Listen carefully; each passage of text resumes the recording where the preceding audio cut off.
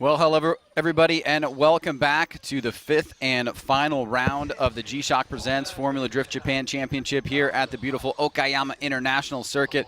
We are just about to get the top 16 underway, and Ryan, the top 32, really not too many surprises there. We saw all 5 of the championship contenders make it through fairly easily, but now the real work has got to be done. And from your perspective as a judge and also just watching along as a fan, what did you think about the top 32? Well, like you said, Ryan, there weren't too many surprises. There was only maybe a handful of upsets. Fujino, who was qualified 21st, beating 12th place Kazuya Bai. But overall, I think the higher qualified drivers moved on in top 32. And I think more importantly for the championship race, most of the top 5 or all of the top 5 moved through to the top 16. So they're all still alive, if you will, in the championship race right now. Yeah, and that's going to make for an exciting championship battle coming down to the wire. Let's talk to some of those top contenders. We got some interviews earlier this weekend with the top 3 in points right now. Let's check out that interview.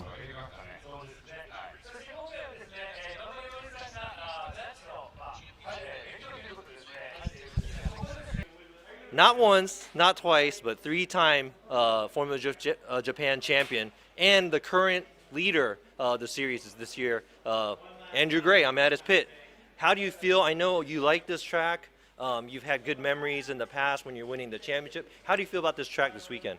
I mean, traditionally we finish the season well at the end, and we sort of gain a momentum as the season goes. We just came off the back of a win, so of course confidence is high. I love this track. I won here last year in a really good battle with Mad Mike.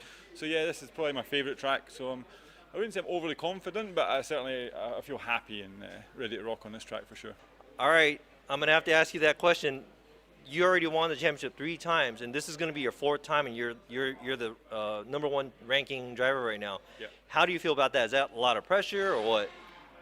I guess I don't really think it's pressure, but I set a very high standard for myself and the team, and there's a lot of expectations, so I don't want to let anyone down. But it's very hard to perform well against the field is getting better and better. There's 4 or 5 drivers out there who could easily win this championship. So, but yeah, when it comes down to the battles, any car that's in front of me, I'm going to go hell for leather against them. So yeah, bring them. All right, man, we're going to be cheering for you. Good luck. Thank you very much. Peace out. All right, this is Koichi Yamashita here. I'm at his pit. He is ranking 2nd in the Formula Drift Japan series right now. His nickname is Champ. Champ. I wonder how he feels about Okayama. チャンプ山下選手なんですが、今現在2位、ランキング2位なんで、チャンピオンシップ争いにすごく食い込んできているので、誰が勝つか分かんないんですが、ちょっと自信のほどを聞いてみたいと思います。どうでしょう？自信はもちろんありますよ。もうそれはチャンピオン争いかかってるんで、でもまあ明日の意気込みもそうなんですけど、いいところにいるんで気負っちゃう部分出ちゃうんで、この気負わずまず楽しく、岡山すごい楽しいんで踏みちぎってお客さんを沸かして、そうやっていいものを自分にも持っていければいいなと、一つでも上の。Well, I asked him if he's confident, but he did say he is confident, but at the same time he wants to make sure that his head is on his shoulders and he doesn't overdo it. But he wants to go out there and show everybody a great show the audience a great run. He wants to actually enjoy it first before he goes for the championship. So I think he's going to be doing some exciting running. じゃあ、明日追走なんですが、全体的に含めて今年どんな感じでしたシリーズ？今回は、鈴鹿ツインから始まって表彰台を、恵比寿以外は取れてます。正直車とのマッチング、自分の調子は非常にいいです。なので、今回の岡山は上狙いたいって取りたいこの言葉は使いたいんですけど、これやって自分に追い込んじゃうとあんまりいい思い出がないんでだけどこんなチャンスはないと思ってます。そうそうチャンスって巡ってこない。なんでこのチャンスを生かせられるように、でシリーズチャンピオンになってもう美味しいお酒が飲んでみんなでこうワイってできたらいいなとは思います。All right, so other than the Ebisu round this year, he's been on the podium every round. So he's kind of hoping that it'll happen here in Okayama as well. But what he wants to do is not psych himself and say, I want it, I want to get it. That'll kind of pressure him a lot. So he just wants to kind of slide in there and do his thing, try to win the championship. And if he can win the championship, he said the team will be happy, and he wants to go and have some good booze and alcohol. So 美味しいお酒が飲めるといいですね。うん、飲めるでしょう。頑張ってください。ありがとう。All right, guys, I'm here with the #1 qualifier here at Okayama International Speedway, Wataru Matsuyama. You could call him Masu. He's usually one of the guys that comes in top in qualifying, and this time he did. Got a super high score. 渡る正山選手の、ピットに来ています。今回もですね、岡山サーキットで予選1位、はい、おめでとうございます。岡山なんですが、どうですかこのコースは？岡山、難しいです。正直難しいけど、去年もいい点数が出せたんで、やっぱ自分のこう運転の仕方っていうかスタイル、やりたいスタイルとは合ってるかなって思いますね。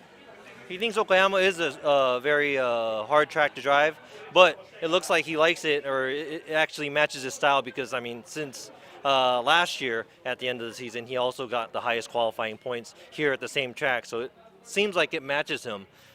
なんかホメアドリフト US 行くって聞いたけど、はい、自分の夢なんで、来年ぜひ叶えたいと思って、はい、行きます。So I heard rumors that he might be coming to the Formula Drift USA for next year because this is a long dream that he had, and that's why he's been coming to the Formula Drift Series, getting his car ready. He's probably going to bring his car over to the US, and he said that this is his dream, so he's going to try and make it come true.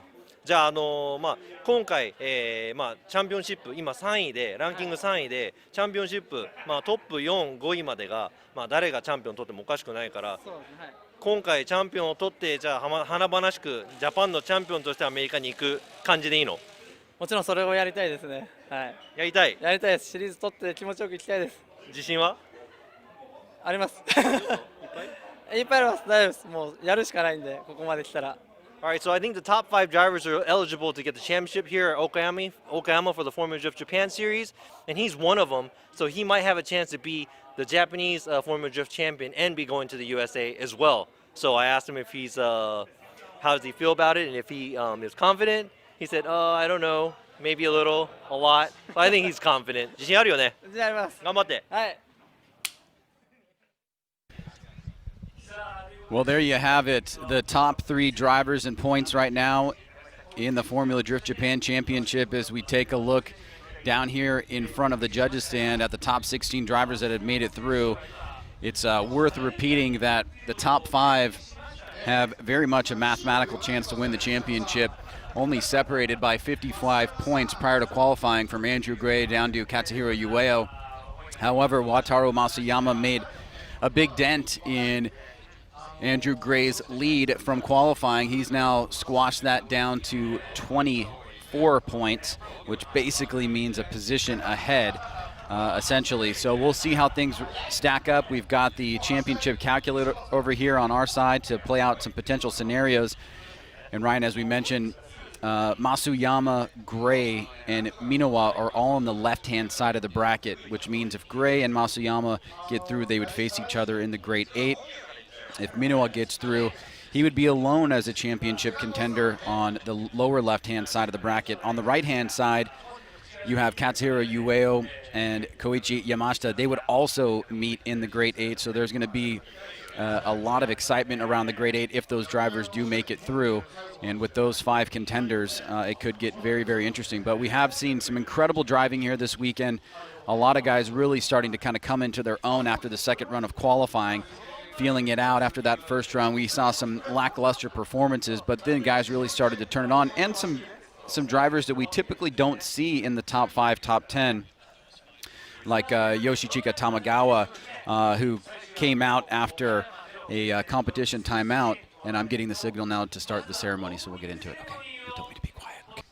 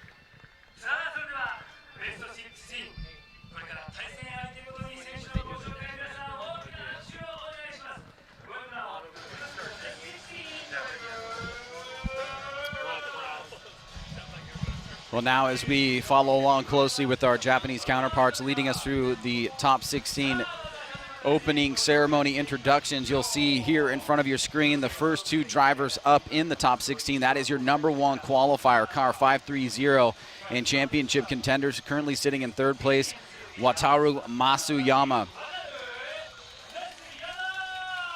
He has had a storied season so far, taking a win of his own and looking very good in 2019. He's going to be taking on the 16th qualifying driver of the weekend, who took out James Tang in the top 32. That is Daisuke Hata.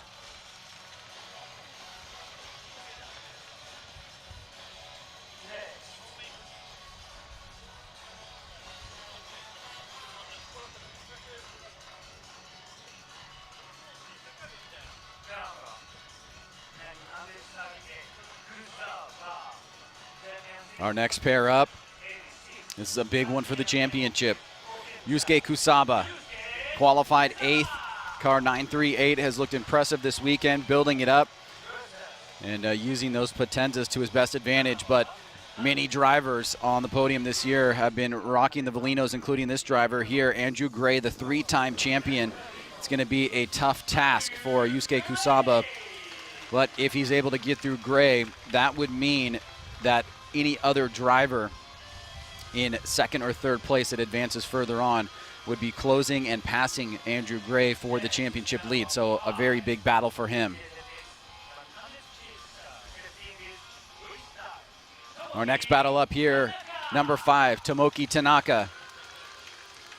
After placing 13th in qualifying, he will find himself against a driver that took out very popular and strong qualifier of Kudai Subagire, Manabu Fujinaka. After one more time battle, was able to take him out. One of the bigger upsets that we saw in the top 32.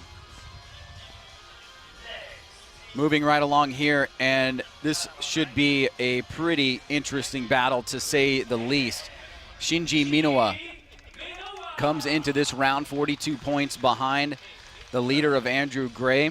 He's taking on ex-D1 champion Hideyuki Fujino, who's got that very fast F550 Maranello, and has at times look a little bit out of control, but also has shown us some strong moments as well. We'll see if he can tighten it up here for the top 16. That right there is your left-hand side of the bracket. Those drivers in that order. Now moving over to the right-hand side of the bracket for the top 16. It's Katsuhiro Ueyama. He's looked incredible this weekend. Came in the number 2 qualification.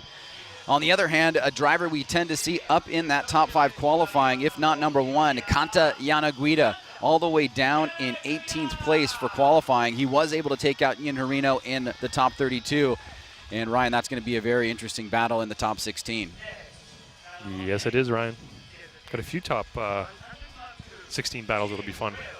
The probabilities are the highest for this gentleman here. He currently sits in second place. He's just 4 points away from Andrew Gray. All he needs to do is finish higher than Andrew and not let some of the other competitors get past him, and he would be your 2019 champion. But he's got to first get through Kazuki Hayashi, who had a tough time of it yesterday in qualifying in run number 1, came back in run number 2, and was able to get that 10th place spot. So they'll do battle in the second run of the top 16. Kazuya Matsukawa also had 2 incredible qualifying runs yesterday. It was the second one that put him up on top, right around third place, actually third place exactly in that A85. He's going to be taking on Teruyoshi Iwai, who qualified 14th.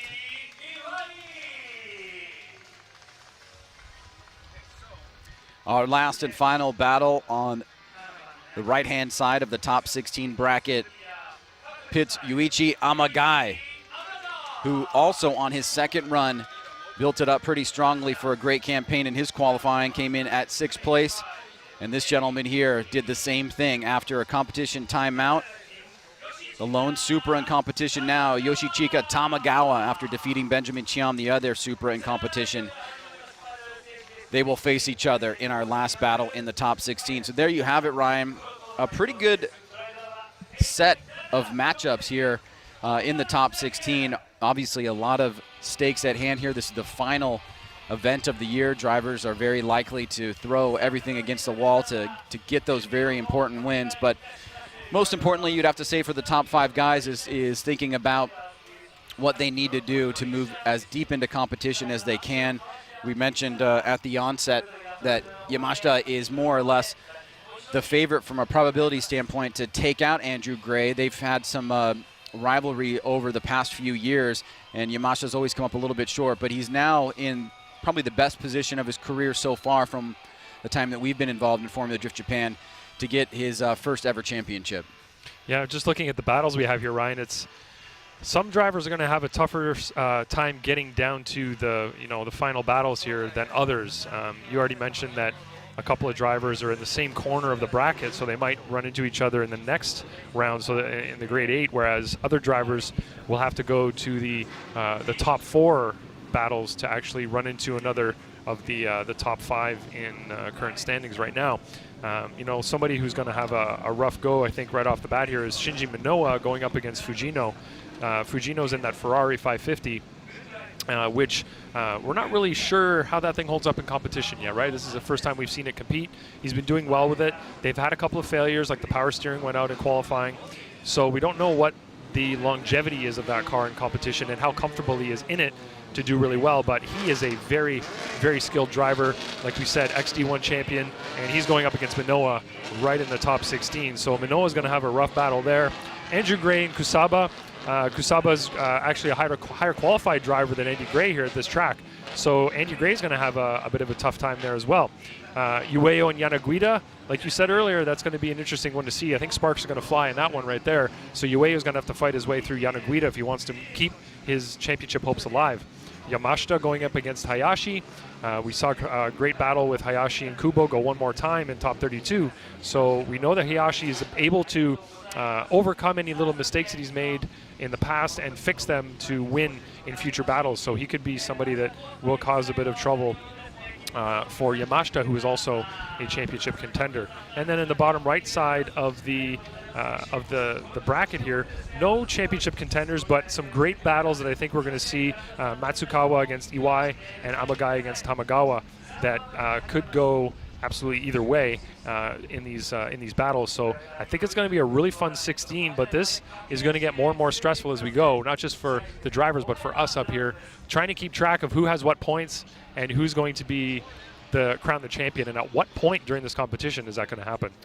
Well, very interesting to say the least. The 2019 season, like other seasons in the past, has been constituted of 5 tracks: Suzuka Twin, Ebisu, Fuji Speedway, Okyobuki, and Okayama. All of those tracks have some distinct characteristics, and you have to say that at the end of the year, the driver that does come out top was able to get through tracks with a lot of variety, different setups that they would need for each of their cars. We've got high speed, we have tight and concise, different styles of tracks, different initiations, different approaches, and that when you get to the end of this 2019 season, the driver that does come out top, you would likely say it was the driver that was most prepared for all of those conditions. You're right, there are a lot of conditions to drive through. We had a lot of weather conditions as well, a lot of rain that really swamped some of the qualifying or potentially in the actual competition. Sometimes it was dry for one, wet for the other, or vice versa. So it really made it complicated for these drivers to figure out what exactly they were driving on,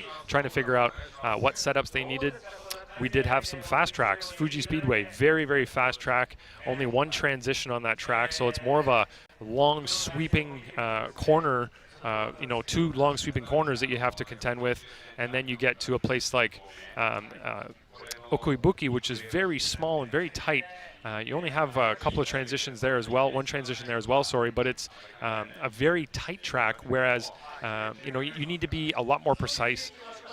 You have to, the gearing will be completely different for the car, and it's just an all-around different type of feeling and different challenges for the drivers as well and teams. And then you come here, another big, long, sweeping track. We do have a lot more transitions on this track, so it does make it more challenging in the chase position to get yourself positioned, get yourself in the right spot to maintain that proximity. And of course, some of the tracks are a little bit more open. such as Ebisu. We had that wall that people could ride up, but for the most part, that track was fairly safe, let's call it. Some runoff on either side. Here we have a lot of runoff with gravel, but then we have a wall that the drivers are going right up against here, which is a little bit more challenging than what they may have seen in the past. Well, we will take a quick commercial break. We'll grid our first pair of Wataru Matsuyama and Daisuke Hata, and also give you some of the championship potential outcomes depending on where drivers finish. So we'll be back here with the 5th and final round of the G-Shock Presents Formula Drift Japan Championship here from Okayama International Circuit. Welcome back to the G-Shock Presents Formula Drift Japan Championship here at Okayama International Circuit.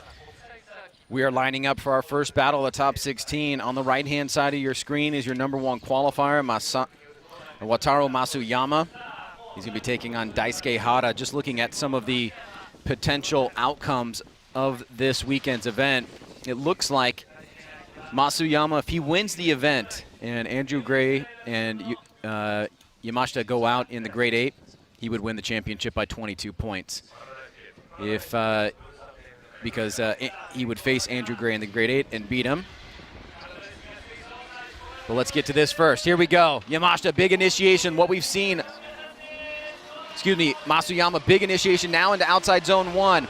Starting to pull ahead here of Hata as they reach into that second outside zone. He was a little bit shallow there, but still maintaining good control over the lead run. Hata smartly tries to cut the line to gain some proximity, but Matsuyama holds him off. And a good start there. You have to wonder, for as casual as he is, Ryan, is he under any pressure? He might just be, Ryan. Looking at his initiation, look at that snap to initiation there to angle. That was beautiful. He did pull a little bit of angle out just after getting to full angle there, unfortunately, but wasn't very big. Great job in outside zone 1, just dipped a tire. Could have been deeper in outside zone 2, nice and deep in outside zone 3. That looked really great through there. He looked very comfortable, very confident. And then back around through inside clip 1. Could have been slightly tighter there, but really was right on the edge of the rumble strip, so not too bad through there at all. Hata, on the other hand, was struggling to keep up in the chase position. It looked like he was kind of off pace a little bit, and is going to need to put together a very clean lead run to match that of Matsuyama.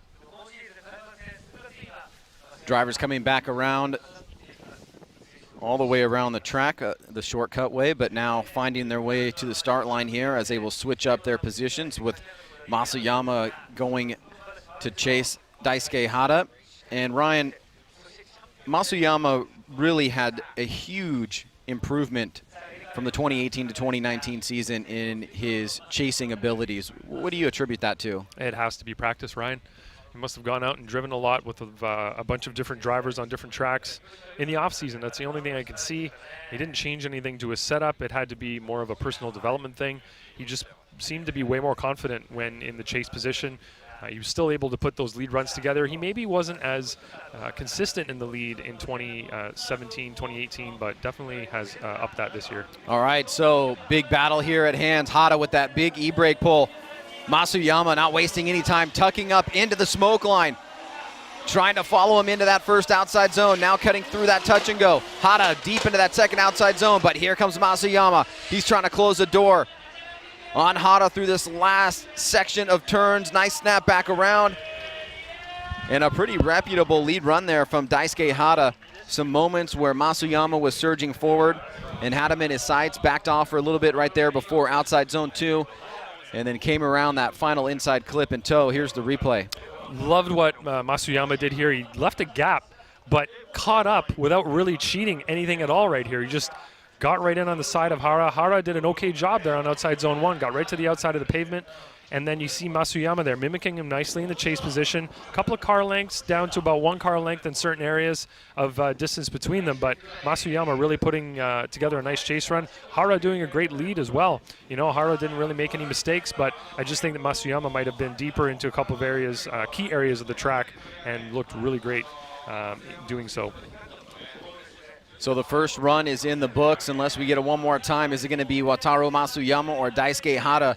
Robbie Nishida goes for Matsuyama. So does Ryan Lantane. All 3 judges, a unanimous victory. He makes his way in to the grade 8 and finds himself in a good position here. Now, Ryan, this next battle is going to be very telling for us because if Gray gets knocked out here, it will stop his points accumulation, obviously. But if he is able to move forward, then the battle we're going to be looking at is Matsuyama versus Gray in the Great 8.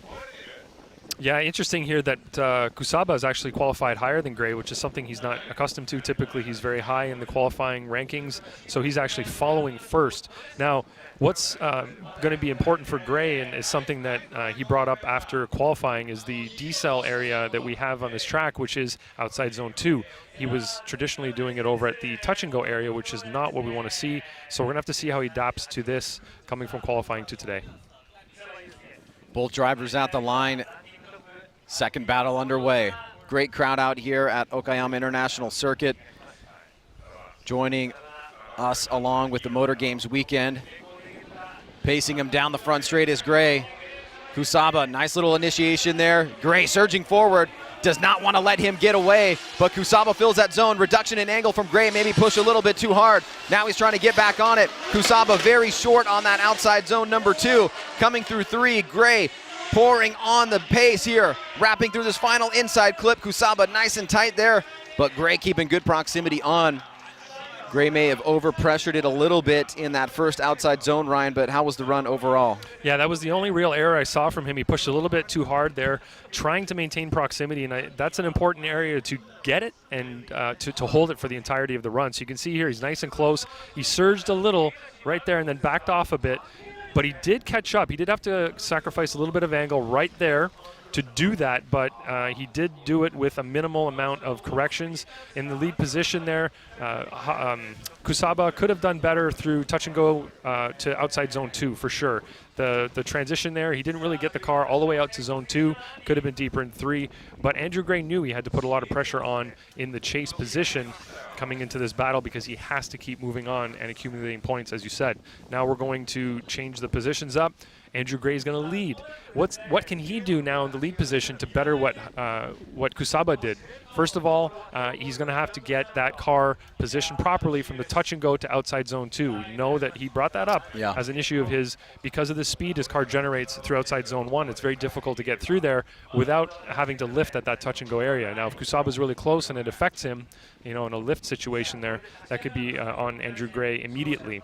He's got to go deeper into outside zone 2 and deeper into outside zone 3, which are 2 opportunities that he has in the lead position to better what Kusaba did. Now, he still has to do well in outside zone 1. He's got to snap that car to angle, carry the angle through smoothly, and fill outside zone 1 to begin with. Well, can Andrew Gray show us a masterclass here as a lead runner? Will Kusaba be the one that takes away the victory from him? Already a little bit of a gap established as Kusaba falls way back.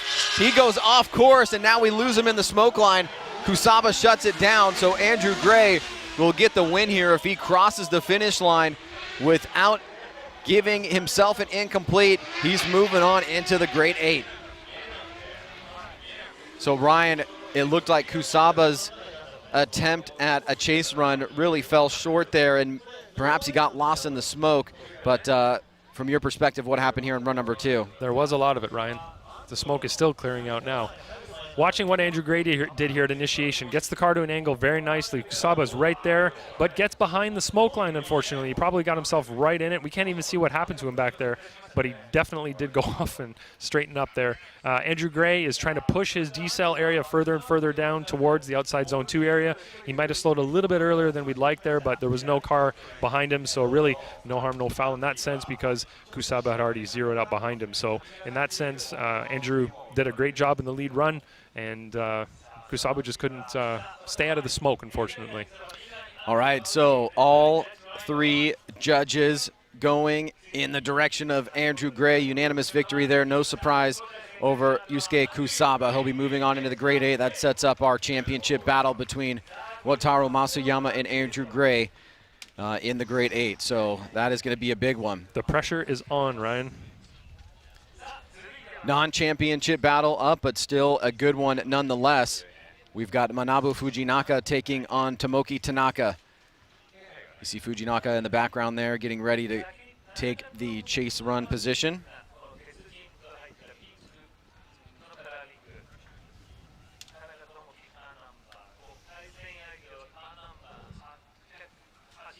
You know, Ryan, people used to call this the JZX Championship, jokingly.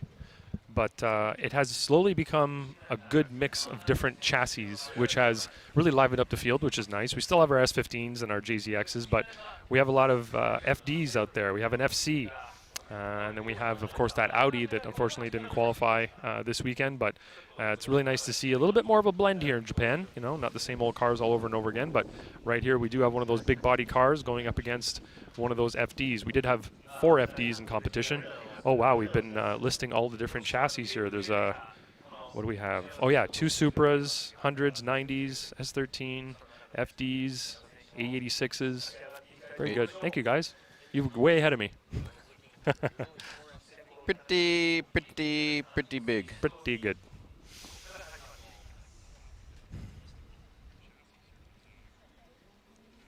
All right, here we go. Tanaka, the lead driver, Fujinaka in the chase position. Tanaka, mid-course, bringing it over to the edge. Initiates. Little e-brake pull. A lot of angle there. Uh-oh. Uh-oh, he shuts it down. Oh, no. And the run is technically over right now, so anything that Fujinaka does in this position will not count against him. If the lead driver incompletes, and Ryan, jump in here anytime the run is over after that point. So I would imagine you guys, or from your perspective at least, an incomplete right at outside zone 1, or a little bit before it possibly. We had a kind of a multitude of errors there from Tanaka in the lead position. He did, let's watch what happens here. Initiate, car gets to angle. Then he gets into an understeer situation and then over-rotates right there. There's no way that he would have made it through that corner. Continuing like that, Fujinaka just tries to squeeze by at that point in time and does make contact, but that'll be after the incomplete already occurred, so really no problem for us. Might be a problem for them if he damaged the car, but it doesn't look like they did. You know, there may have been a little part that flew off the car back there, a piece of maybe a canard or something like that, but let's just check in with the tech guy now. All right, so yeah, we have a radio up here directly to Kevin Wells, our competition director back in the United States, also joining us here for all the track action in Formula Drift Japan, letting us know about competition timeouts, damage, anything that comes off the track that we don't have a visual on, and also talking to the drivers and spotters and teammates about the challenges that their team may be dealing with. So we will see an official incomplete for that driver there on the left-hand side of your screen, Tomoki Tanaka. Fujinaka will be in a good position here as he'll have clean air out front as the lead driver.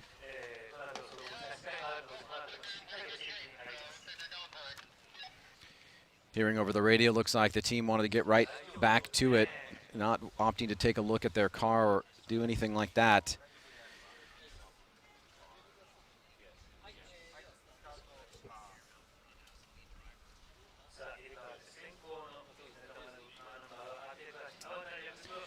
Light is on, extinguish we go. A little bit of a jump there from Tanaka, and Fujinaka will take the lead. Tanaka really needing to apply the pressure here, force and air from Fujinaka. He comes real close to making contact with him. He'll fall off again, but Fujinaka very shallow on that first outside zone. From the touch and go to outside zone 2, a little bit better there. Tanaka trying to close the door, but he's going to straighten up coming over the crossover. He's going to lose momentum and shut it down. That's going to be an incomplete there. So this should be an easy win. That looks like an engine problem, I think. But you have to wonder if Tanaka did make contact with Fujinaka. I don't know. It's hard to tell from way over here, but maybe on the replay we'll be able to get a better view. But it looks like Tanaka has lost an engine there. Let's watch this replay, Ryan, and see what happened. It looked like Fujinaka got himself to angle and was doing the right thing in the lead, but Tanaka just tried to kind of dive in there to get close and overdid it. So right there, it looked like there was contact, bump, yeah. And it might have over-rotated Fujinaka, and then at that point in time he had to try to correct that and drive through with having, being on the wrong line after having been hit. It wasn't a big hit, but it was enough you could see the change in angle in his car. So that could have, caused him to lift or do whatever. But in this case, kind of inconsequential as Tanaka had an incomplete in both runs, and looks like he'll need to be towed off here after this. What looks like an engine failure. All right, so there's a look directly from the judges' stand. Down below, you see the open paddock in front of us and grandstands on the other side, right near the finish line. So here we go. Let's make it official. Manabu Fujinaka is going to get a unanimous decision here against Tomoki Tanaka. Fujinaka will move on into the Great 8 to face the winner of the next battle up, Shinji Minowa versus Hideyuki Fujino. So Fujinaka is the lowest qualified driver to make it this far now. He's 29th qualified, and he's already made it to the Grade 8, so pretty impressive.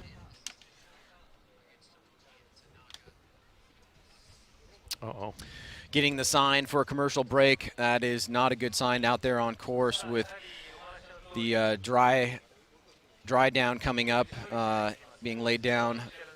Hopefully that is just water and not oil. But nonetheless, we will check it out, take a quick commercial break, come back here to the 5th and final round of the G-Shock Presents Formula Drift Japan Championship. Welcome back to Okayama International Circuit as we are finishing up the cleanup here. It was indeed a engine detonation on course. We did get a little bit of oil down, but it was outside of the major line area there. You see it a little bit there, so nothing too dramatic. Able to clean it up pretty quickly. We should be able to get cars ready to go.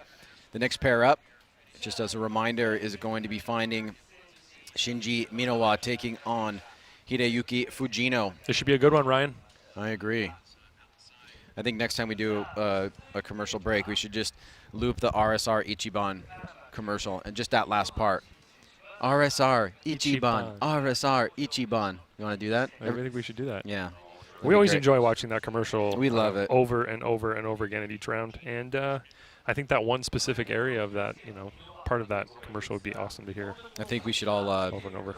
Tag Osbo in Instagram posts and just say RSR Ichiban. Let's get a mass audience. He seems to have really actual love feelings for that brand too. The way he says, "I love RSR." Yep. It's very meaningful for him. Absolutely. All right, back to the action at hand. There he is, Shinji Minowa. His wife earlier left competition in the top 32.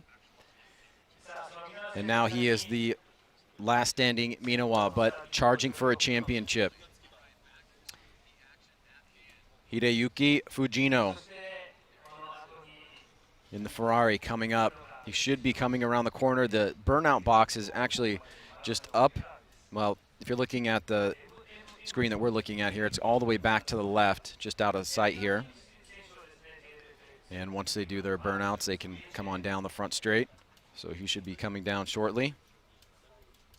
They try to have them do the burnouts off the racing line, off the track itself, up around the corner, which is why it's done that way, Least amount of damage to the track possible when we leave. Yeah, because they do use this track for other things than drifting when we are not here. So they do have to clean a lot of the rubber up after we leave, so we try to keep it kind of, sequestered to one area of the track as much as possible. But there he is back at the line, and this should be a pretty fun battle. This Ferrari has proven to be fast. Hopefully they can keep it together. We know we had a power steering failure during qualifying. He muscled the thing through and qualified the car. But let's see how he does against one Shinji Minowa in his G690. Looks like we're ready to get some action underway here. Big battle here for Shinji Minowa. Fujino chasing him down. Minowa opting for that really wide sweeping initiation. Big long e-brake pull, now gets on throttle, but Fujino was right there on the inside. The XD1 champion not wanting to go quietly into the night here, trying to track him down, sucking up on the inside, putting the pressure on Minowa, but Minowa out front. Great angle there. Not a lot of mistakes coming through this last inside clip. And Fujino falls back through the finish line just a little bit, but was putting the pressure on Minowa at various areas of the course. Ryan, let's take a look at this one more time. We know we had questions about the competency of this car in competition, and he's proving that he's able to really hustle this car around the track. That 90 of Shinji's is pretty quick. He does a nice initiation right there, and right on his door, is Fujino in that Ferrari. He did not go as deep in outside zone 1 as Minowa did, but he's kind of keeping that proximity on. You know, he's cheating here and there a little bit on the line. He had a couple of angle bobbles there trying to maintain proximity, and right here he kind of falls off the line that Shinji laid down. But overall, he did a really great job pushing really hard in the chase position to maintain that proximity. You could see him as he came from the initiation point to outside zone 1. From our perspective, we're looking directly at the front of the cars, so we can see the attitude of the cars through there. And you can see that he kept it pretty steady. Couple of little movements in the chassis there as he was trying to stay really close, but overall did a really clean job in the chase there of maintaining proximity while only cheating a little bit on the line and the angle and a couple of points. So right now, Fujino in the lead position is going to have to put together a solid lead because Shinji's lead was strong. He did hit all the points. He was running through with good angle. He decelled in the right area for the most part, and he's going to have to, Fujino that is, really match or better what Shinji laid down. Now Shinji in the chase cannot let this car get away. He's going to have to stay close through the entire run. He's going to have to try to do so while making less compromises than Fujino did when he was in the chase. So this is do or die for Shinji right now. He's trying to stay in the championship, and you know, Fujino comes in here in this wild car and could upset his chances. Here we go, second run. The borrowed vehicle of Fujino out front. Nice little snap, lets it float out. He's back on throttle pretty early. He's got a gap on Minowa. He's going to have to try to close the door here, perhaps cut the line a little bit. He does that, not keeping the same amount of proximity on. And a big angle coming out of outside zone 3. That allows Minowa to tuck up on the inside, and he closes the door through the finish line. Woo! That was nice, Ryan. All right, so a very tense battle here, Ryan, for an important slot for both drivers, but more importantly for the championship contender of Minowa. Yeah, so look at that initiation from Fujino. Not as snappy, I'd say, as the one from Shinji when he was in the lead, but he did get to a nice degree of angle. He's maintaining it pretty well around here. Left that zone a little early, got into it a little bit late, but did fill that center section of that zone. Didn't go as deep there in outside zone number 2 or 3, but pretty good job up the hill. Like you said, big angle allowed Shinji to really kind of slide in on the inside there. Let's watch this from the drone view. This view is always all-telling. You cannot hide anything from the drone view. So let's watch that initiation. From this angle, looks like a nice rotation there from the lead car. And you can see Shinji trying to catch up to him as they go through the outside zone 1 area. And then as they transition to outside zone 2 to come into the outside zone 3 area, Shinji takes that opportunity to get right on the inside of him right there. So really great battle from both of them here. I'd like to see that one more time myself, but we'll see what the other judges have to say. Well, I saw in my purview another judge put in his result right away. I don't know if that's because he was confident about driver A or driver B, or if he was also wanting to see it one more time. But let's find out how all three of you came into play. Robbie Nishida, Andy Yen, and Ryan Lantain up here in the judges' room, and along with some Japanese royalty of Tom Saiba, Orito, Taniguchi, and Imamura. So quite the posse up here. One more time, we'll do it. And a unanimous one more time result. So Minowa, the pressure continues to mount for the wanting champion here. Fujino not making it easy, but the result is a one more time. Another potential fireworks show that we have coming up here, Ryan, is Yanaguida against Ueyama. This is the old school versus the new school. We've got that Darth Vader S15 and that 2J powered S13. And this is going to be, has the possibility of being one of our most fun battles. Let's see what happens as the lights start to light up.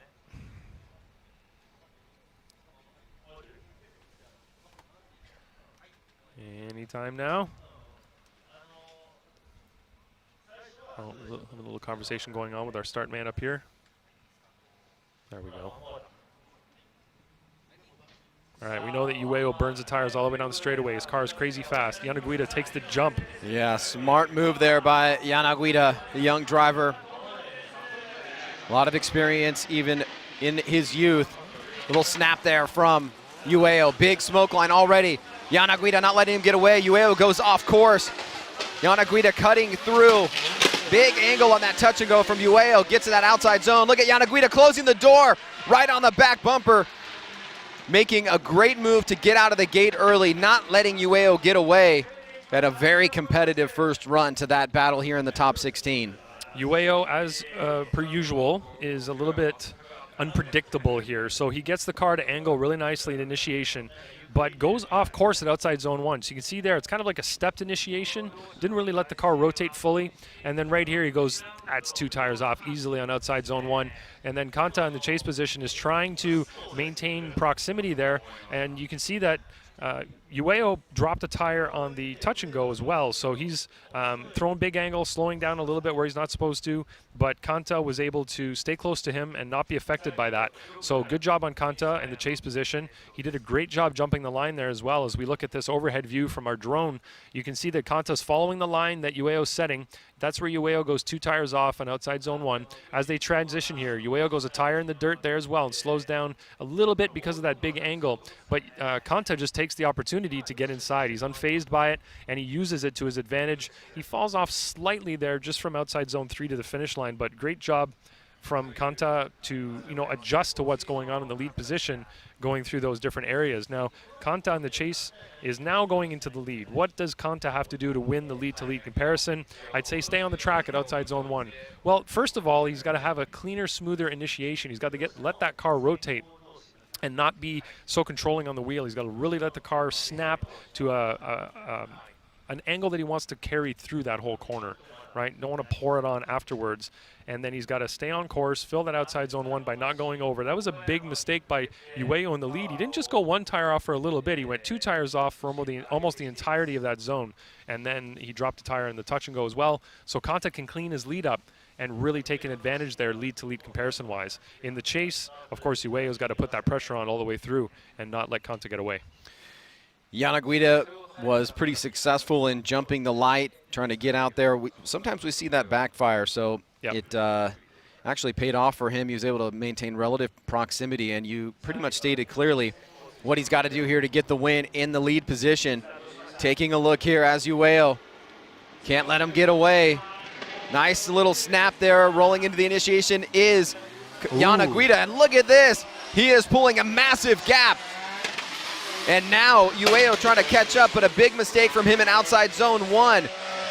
The young driver really not buckling under the pressure here, and in the lead run, really nice transition to that final inside clip, and we see some clapping here from the whole podium. Ueyama may have had a mechanical error there, or a mishap with his car. You can see at the finish line, it looks like he might have shut it down just across the finish line, but he definitely made a huge mistake from initiation outside zone 1.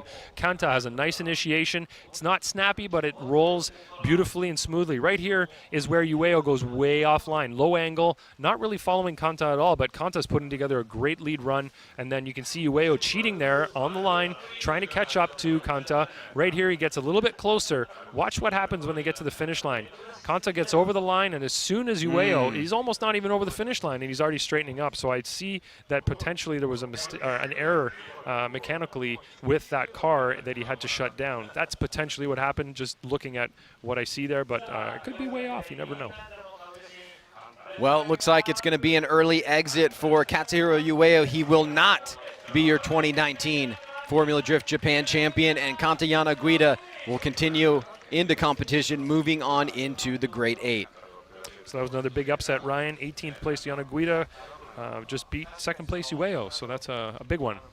And we find ourselves down to 4, so Yanaguida playing the role of spoiler. We knew it was going to be a tough battle for Ueyama to make it into that championship category. He would have to pretty much win the event and hope other guys win out earlier, but now he has exited stage left, and Yanaguida will face the winner of this next battle here.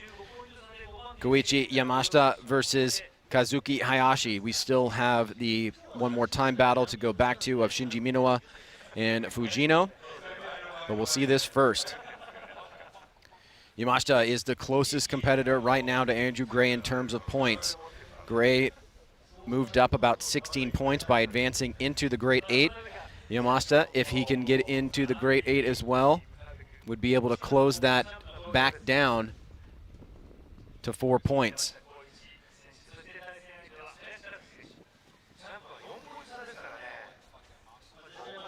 So these are big championship implications here because of how close Yamashita is to Gray.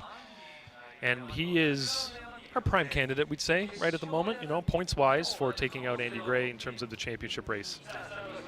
Here we go, quickly underway in the top 16. Yamashita taking the lead against Hayashi. Nice little initiation there, quick e-brake pull, but back on the throttle early. Gets out to that outside zone, scrubs it right along the outside part of that zone, pulling a big gap now deep into that second outside zone, pushing to the third and extending that lead over Hayashi, who just does not have the grip and speed here. And Ryan, from first pass, that was not Yamashita trying to run away. It looked like he was filling the zones the way that he was supposed to. Just looked like Hayashi did not have the gas here to compete against Yamashita. Yamashita fulfilled all the lead driver responsibilities. I don't think he was trying to get away at all. You just see that he did a better job of getting through the course, and Hayashi in the chase overshot outside zone 1 and just hung on to it way too long. So watch Yamashita here, right on the rumble strip, beautifully done. And then you see that Hayashi still off the track, one tire off at the end of that zone. Right here, Yamashita scared me a bit as he went through that little bump going towards outside zone 3. The car straightened slightly, but he was back on throttle and he made it through there without a problem. He just had that slight hiccup right there in terms of his angle. And Yamashita always has a huge cheering squad here at every event that we attend, and there you go, a little bit of their handiwork. Now Hayashi going into the lead position, he's going to have to put together a really high-quality lead run. Yamashita was on that rumble strip and outside zone 1. That was a really great line through there. He did a good job transitioning to the touch and go to outside zone 2. He only had a bobble going from 2 to 3, going over that bump. There is a bit of a bump there in the transition from the race course to that little connector road that we use, and we've seen that little bump really affect some drivers in a big way. Benjamin Chum earlier today in 32, as he was going over that bump, the accessory belt came off on his engine, and he lost power and went into the wall, potentially writing off his car over there. So not really a great outcome for him, and we've seen other people have problems with that bump as well that caused them to go into the outside zone 3 wall instead. So it's a tricky little spot right there. Second half of the battle underway. Both drivers rocket ship down that front straight. Hayashi pressure on. Big long e-brake pull. Now back on throttle. Yamashita makes a bit of an adjustment there. Reduces the angle, but now gets back in the pocket. Hayashi's got to really have a solid lead run here, but he's way off the touch and go. Better on outside zone 2, but Yamashita right up in the pocket here. Understands that he's just got to keep it close, not make any major mistakes. It looks like he's going to get the job done here. As we take a look back one more time. You can tell the difference between these two leads. You know, I don't know if it's conveyed through the TV or your laptop if you're watching at home, but just watching this live, there was a lack of urgency, let's say, from the Hayashi lead run that we had when Yamashita was leading. It just looked a little bit slower, a little bit less frenetic, let's say, less aggressive. But in the chase position, that meant that Yamashita looked very relaxed. He was just kind of there. You know, he was biding his time, just putting the car in the right places. He didn't really have to work too hard to keep up here in this position. And I don't know if it's a power difference between the two cars maybe, or it's just Hayashi's driving style. But Yamashita definitely had that urgency when he was leading that Hayashi couldn't match, and going lead to lead couldn't match it there either. Well, it looks like you're implying Yamashita and all the other two judges agree with you. It is a unanimous decision. He will be moving on into the Great 8, so he will reclose that gap to Andrew Gray, and he will now have to face the young Kanta Yanaguida in the Great 8. So now I believe we are going to be circling back to that one more time battle. The final driver of Shinji Minowa in the championship chase, not yet to make it into the Great 8. Bit of a back and forth battle here. Both drivers with some areas that they could improve on here in the second battle. It'll be Shinji taking the lead once again, with Fujino chasing him down.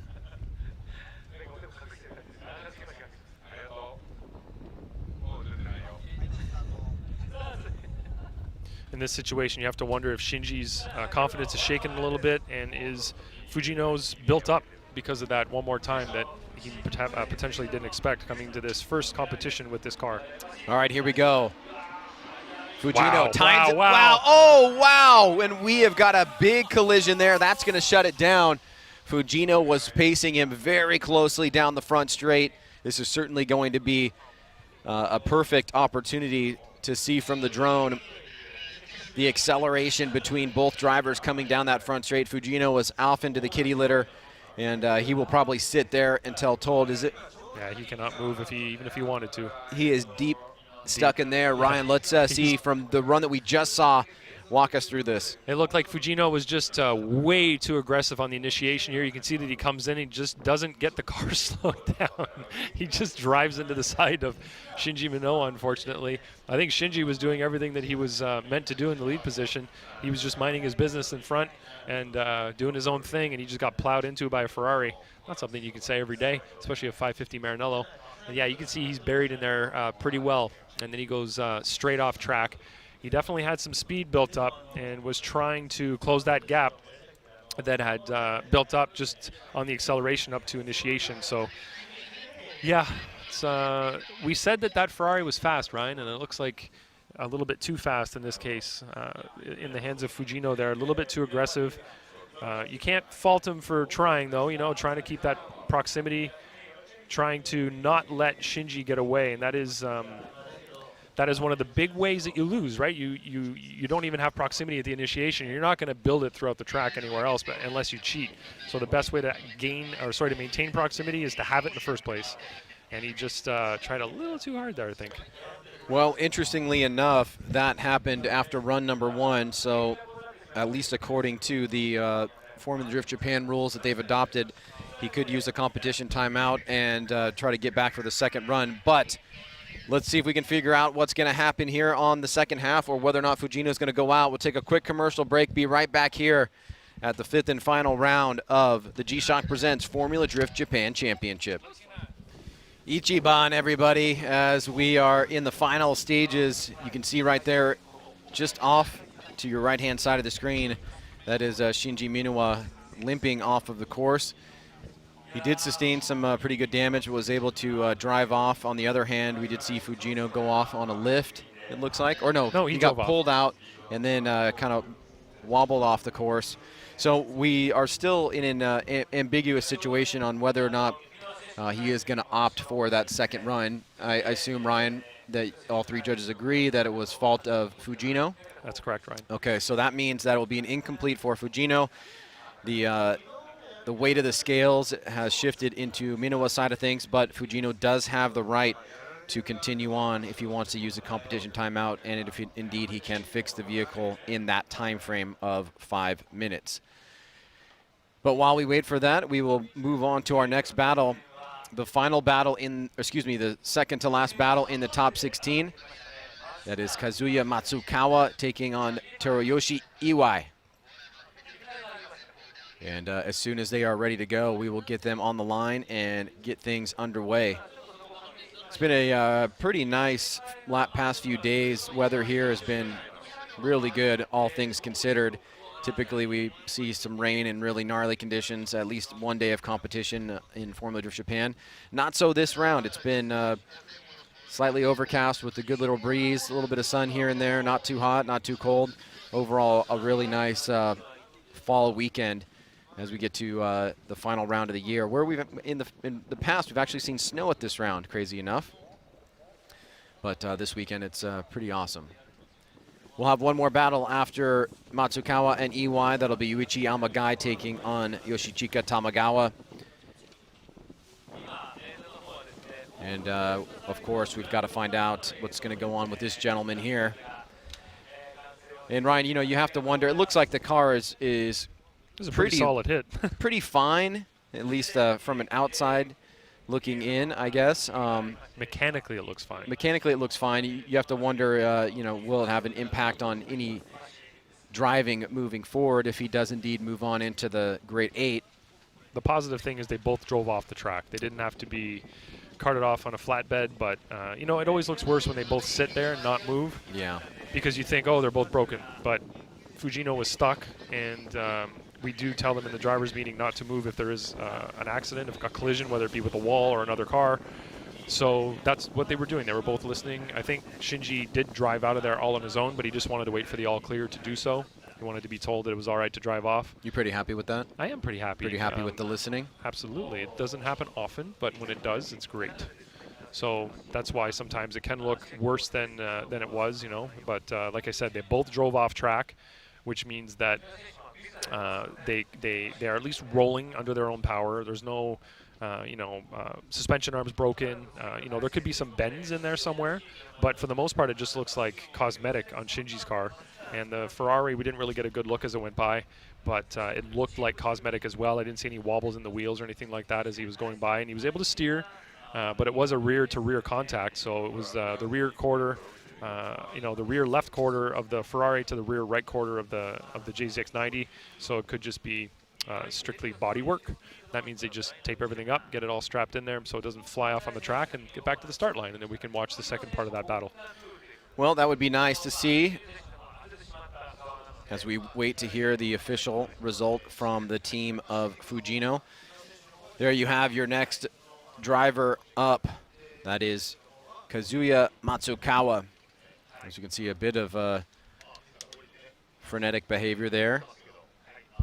And in this situation, since Shinji was not at fault, he does have 10 minutes to look at his car and can potentially call a competition timeout. Beyond that, it is Fujino who is kind of under fire right now. He only has 5 minutes. He's got that competition timeout if he's using it. I'm sure he is. It'd be silly not to at this point. And if he does go over that competition timeout, that 5-minute allotment, then he will be out of competition at that time. Yeah. All right, here we go, Ryan. A couple of old cars up here, Ryan. Yes, this is a throwback battle here. Two classics. One does look a little more modern than the other, thanks to some modern body kits and stuff like that, but both very old cars. All right, here we go. Matsukawa will be taking the lead against Iwai. Straight line approach. Nice little snap there. Big, long e-brake pull. Iwai adjusts pretty nicely to it, but then starts falling back. Oh, he angles up. Gets lost in the smoke line there. Matsukawa, not a quick transition to the touch and go, and also a little bit shallow on outside zone 2. That may have allowed Iwai to close the door here, as the pace seemed to drop down a little bit from Matsukawa after that touch and go area. But we've got the first half underway. Let's take a look at that one more time. As they run up to the initiation, it looks like they're staying relatively close together. And as we watch Matsukawa in the lead position there, decent initiation from him. Iwai falls off right here. He goes a little bit wide on line and angles up a little bit. Has to try to catch up again beyond that point. And then you can see Matsukawa right there, not really getting to the touch and go and filling outside zone 2. And that allows Iwai in the chase position to gain proximity while not really cheating anything at all. He's just able to stay on the right line, but close in on that on the gap that had been established a little bit earlier on. So from Iwai, it started off a little bit rocky, but he did catch up and built up that proximity again due to Matsukawa's errors in the lead. All right, so both drivers making their way back to the start line here as we will get the second half of the battle underway. It'll be Matsukawa chasing down Iwai this time around. You can see in the background there the next pair getting ready to go. That's Amagai and Tamagawa, and of course trying to come to a conclusion on Minowa and Fujino.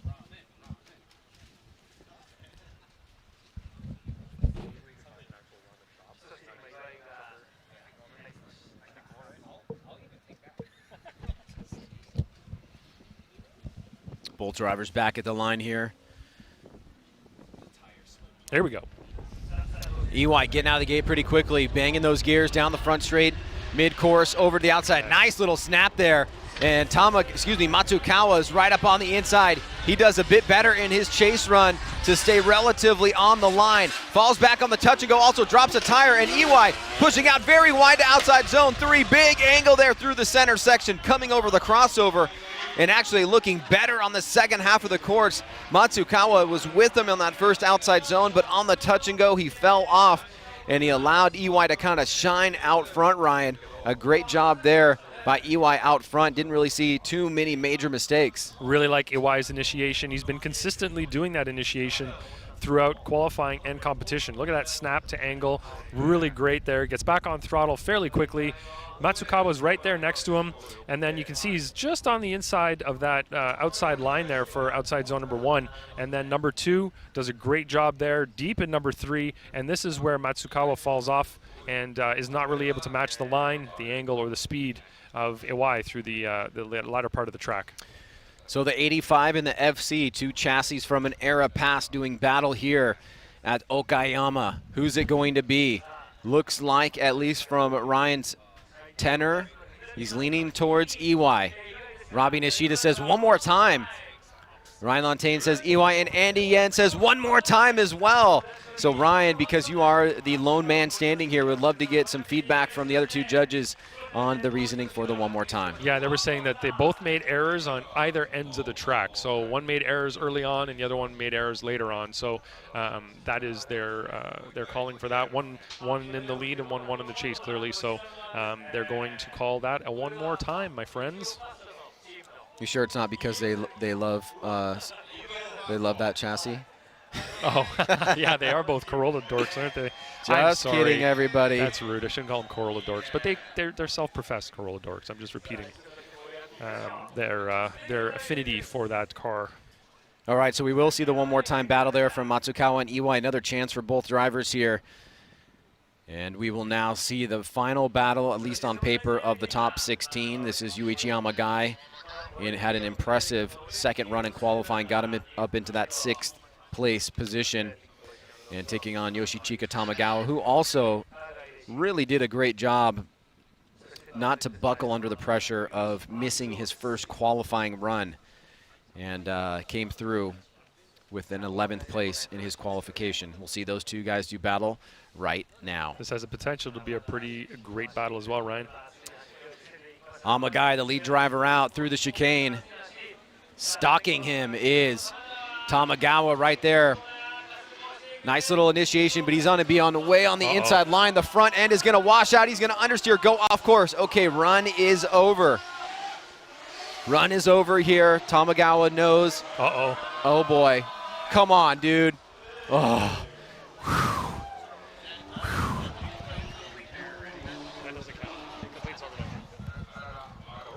That's why when somebody incompletes ahead of you, you just stop drifting, Ryan. Ooh, that could have been much, much worse. Yes, it could have. So Tamagawa avoids a big disaster there. It did look like he got up against the tire wall a little bit, but let's see what happened here to Amagai, Ryan, and then we'll follow Tamagawa to the little incident with the wall. Yeah, Tamagawa kind of got lucky, I think, because that was a very poor initiation on his part, and it just looks like I don't know what happened there. The grip level was just off for Amagai. He ended up having more rear grip than front and understeered off the track. And then Tamagawa here just goes off and bumps into the tire wall. You know, this is something that happens often when you try to do this. Because you get offline and off your rhythm when you get out of the way of a lead car that's incompleted, sometimes you kind of get out of your rhythm, and then you're trying to drift through the rest of the track. But you're transitioning in the wrong spots, and then you end up offline, and something like that happens. It's just better once that happens to shut down. And if I was a spotter, I would tell my driver, stop drifting, because you're going to have a lot more tire left when you get back to the start line to do your lead at that point in time as well, right? Strategically, kind of makes sense. You know, you're going to have more rubber on under the car, as opposed to what he just did was drift through the majority of the track while the other car stopped drifting. So now the other car is going to have more rubber on their tires theoretically. So it's just little things like that that can, and of course not crashing either, makes a big difference. Strategery. Staying on the track is number one strategic move you can make at any one of these events, especially when the lead driver that was just ahead of you incompleted. There's no reason to keep driving through and risking that kind of thing. All right, so it'll be an incomplete for Yuichi Amagai. Tamagawa will have to assess any potential damage to his vehicle. Didn't look like a very strong hit, though, so hopefully it's just a little pressure on the rear fender there. There he is, Amagai heading back, and there we see Tamagawa coming into the foreground here. I have a picture of Tamagawa's car from 2017 that I took, and his car looks exactly the same as it does right now. There's nothing that's different, but I fear that he might have to do some repairs to it now because of that little bump into the tire wall. Really cool setup here using the traditional hot pits and pits here at Okayama International Circuit. We also do that at Fuji, but as you can see from a little bit from afar, some of the potential. Yeah, the damage on the front fender, the mirror, the door. Yeah. Yeah, it looks like he did some damage to that car, but they might just be, what are they doing, telling him no? Kevin, who's that?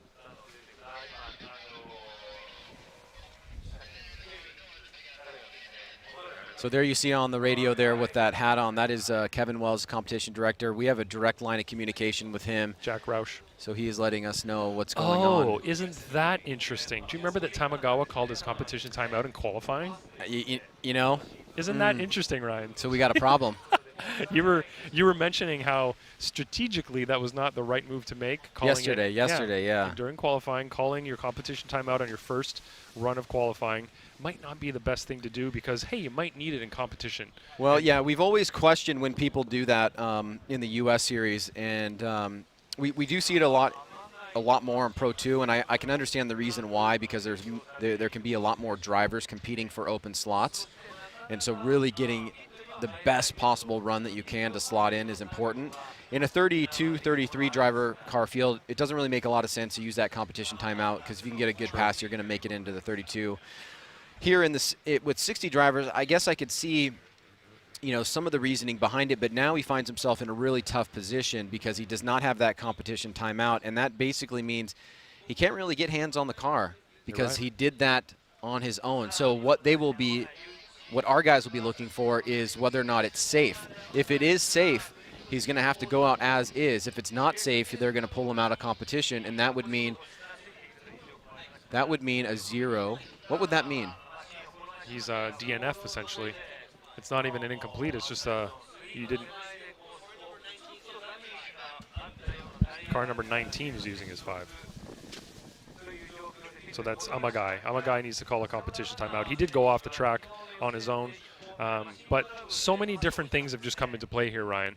Using the competition timeout in qualifying, which doesn't give him the competition timeout now. The continuing to drift after the lead car is incompleted, which he didn't need to do, then going off the track and hitting the tires. It's one, I don't know, we don't want to call them bad decisions. It's just one error after another, one thing after another. It's kind of interesting how that played out. So let's watch this, because we are going to do the rest of this battle shortly. And you can see there, wow. You could see the rate of closure. It looked from so that much Ferrari. more aggressive than what I saw damage-wise from their cars. Yeah. It seemed very violent. Yeah, that was a really big. The rate of closure there from the Ferrari to the JZX90 was very, very high. You could see that he was coming in really quickly and just couldn't get the car slowed down at all, really. Just used the JZX90. He used Shinji's car as a bumper, basically, as a stopper. And it sent both of them careening off track into the gravel trap. Looks like they're both repaired and ready to go, though. It looks like the Fujino's Ferrari 550 there just came out of the burnout box and is coming towards the start line. He's going to be leading now, but he has a huge deficit as he was deemed responsible for that crash on run 1. Shinji Minowa does have the advantage of not being at fault for that. So Shinji does not have an incomplete, but Fujino does. All right, so we've had a pretty eventful top 16 here. A couple one more times. We just saw the incident there between Fujino and Minowa. The repairs have been made now, and off into the background we have Amagai taking his competition timeout, and Tamagawa having to wait it out after he made contact with the tire wall after the incomplete in the lead by Amagai. So it's been pretty crazy, but meanwhile, if you're just joining us, we've got Matsuyama and Gray coming up in the first battle in the Grade 8. Naka will be taking on the winner of Minowa and Fujino. Kanta Yanaguida is going to be taking on Yamashita on the right-hand side of the bracket, and we still have to fill the final 2 spots between Matsukawa, Iwai, Amagai, and Tamagawa. Yes, we do. So this will be the last spot to close up on the left-hand side of the bracket if we can get a winner here. And as you said, Ryan, a big advantage, at least for Minowa on this second half of the run. The incomplete for Fujino, obviously the tough part of the battle for him. Shinji's car is identical to the car he's been using for years, but it's a new chassis this season. He has the old chassis parked in the back of his shop, still all stickered up, just without wheels on it and all the other bits. But his car now is damaged. All right, here we go. Will we see a clean run between these two gentlemen? Fujino definitely in a big deficit. He's going to go way off course. And also, Minowa shuts it down there. Want to know if that was independent. It won't really matter, however, even if the judges zero out Minowa in the chase position. That would be double zeros on that run. We default back to the first one. It would be Minowa gets the win. So it looks to me like in the lead position, Fujino slowed down to try to kind of avoid going off track too seriously, and Shinji was in the chase trying to not pass him. That's what it looked like to me, but let's watch it again. So you see Fujino in the lead. He's already having problems there. He over-rotates, slows down. Shinji is trying to not pass him because Fujino's gone so far off, and it looked like Shinji may have expected him to go way further off than that, trying to stay out of the way. So I would put that totally on Fujino personally, and we'll have to see what the other judges think. But in my eyes, that looked like Fujino slowing in a very serious way in a non-decel area, trying to keep his car on the track. It looked like he was going way too fast there and just trying to get away from the chase driver. Well, it won't matter either way you interpret it. Logically, it would have to go to Shinji Minowa, even if he did incomplete on that run. And he does get a unanimous victory, so he will be facing Manabu Fujinaka in the Grade 8.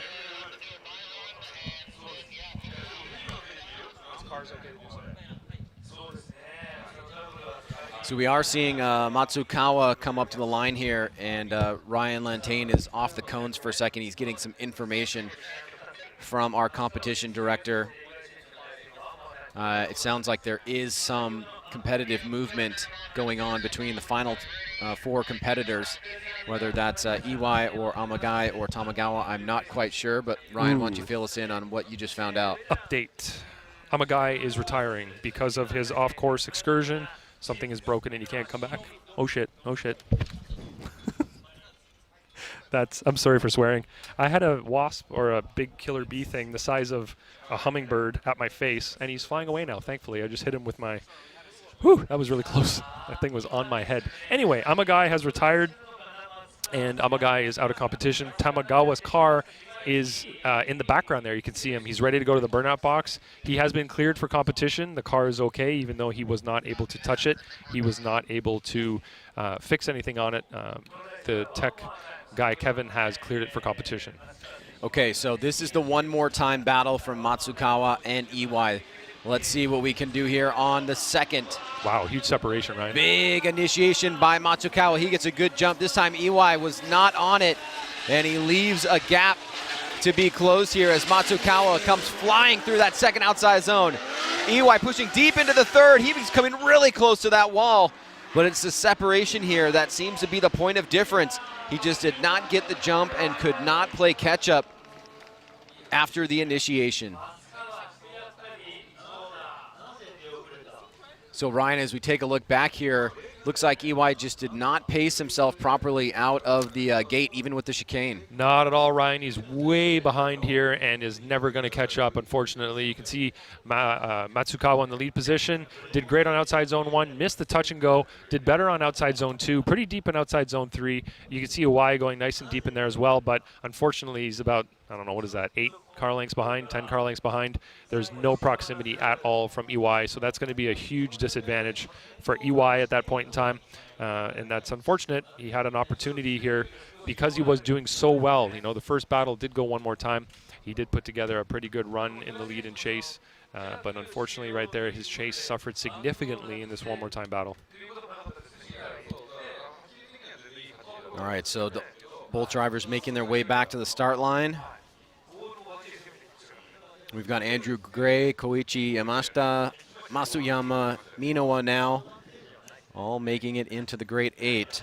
So the championship contenders, which has been whittled down to 4, are all into the next round of competition.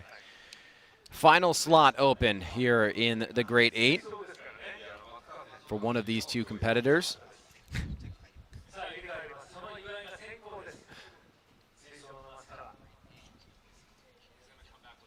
He is going to come back with his homies. You ever heard?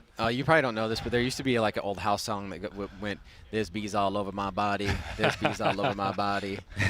That thing was massive, and I kind of like swatted it away with my clipboard, and it's Andy Yen just said he's going to come back with his homies. I hope he doesn't, because if they come back, we're done. The thing was massive. Oof. That's certain death getting stung by that thing. I've never seen a bee that big, or that's not a bee, that's a wasp, or I don't know what that thing was. Anyway, it was huge. Doing a little course cleanup. They did get really wide there. I saw some debris flying up as Iwai went through that section. I don't think anybody touched the wall, but it just looked like there was some stuff flying up, potentially from previous cars going through there. And once we get that cleaned up, we'll get everybody back on track here, and then we'll get this battle finished up, huh?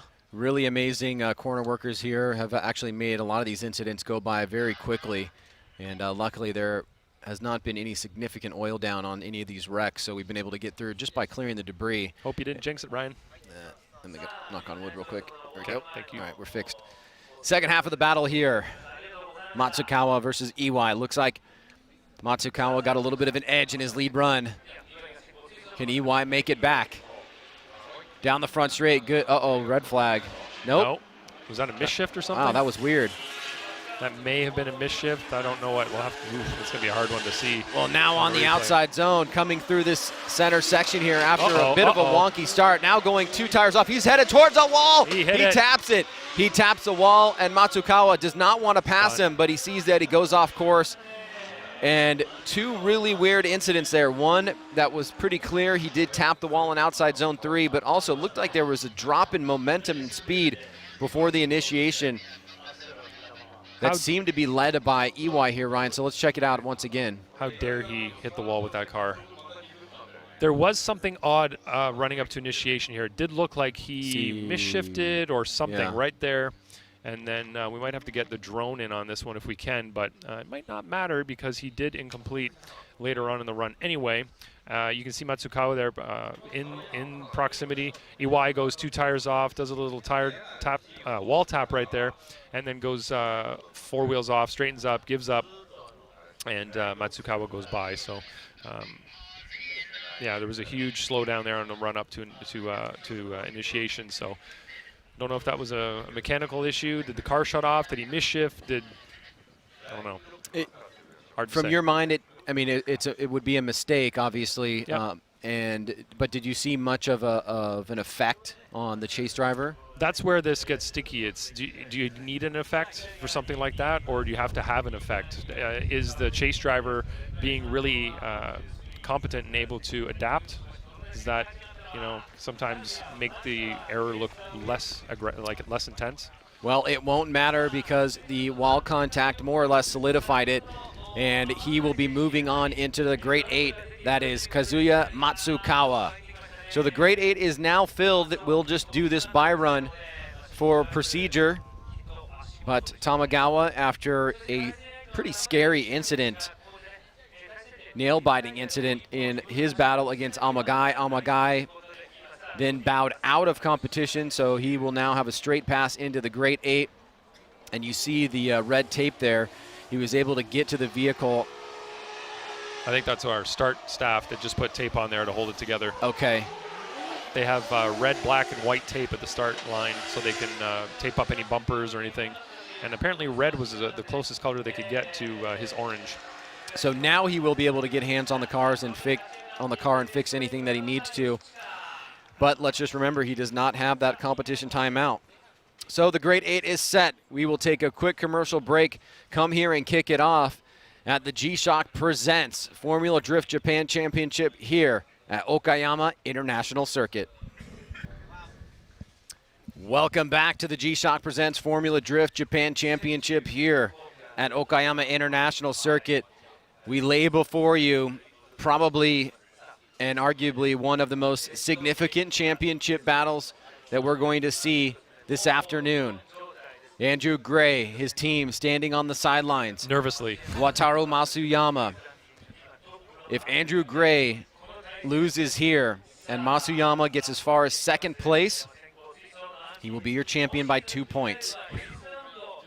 but he would have to also take out Fujinaka or Minowa in that particular circumstance. If Gray wins here, Matsuyama's out.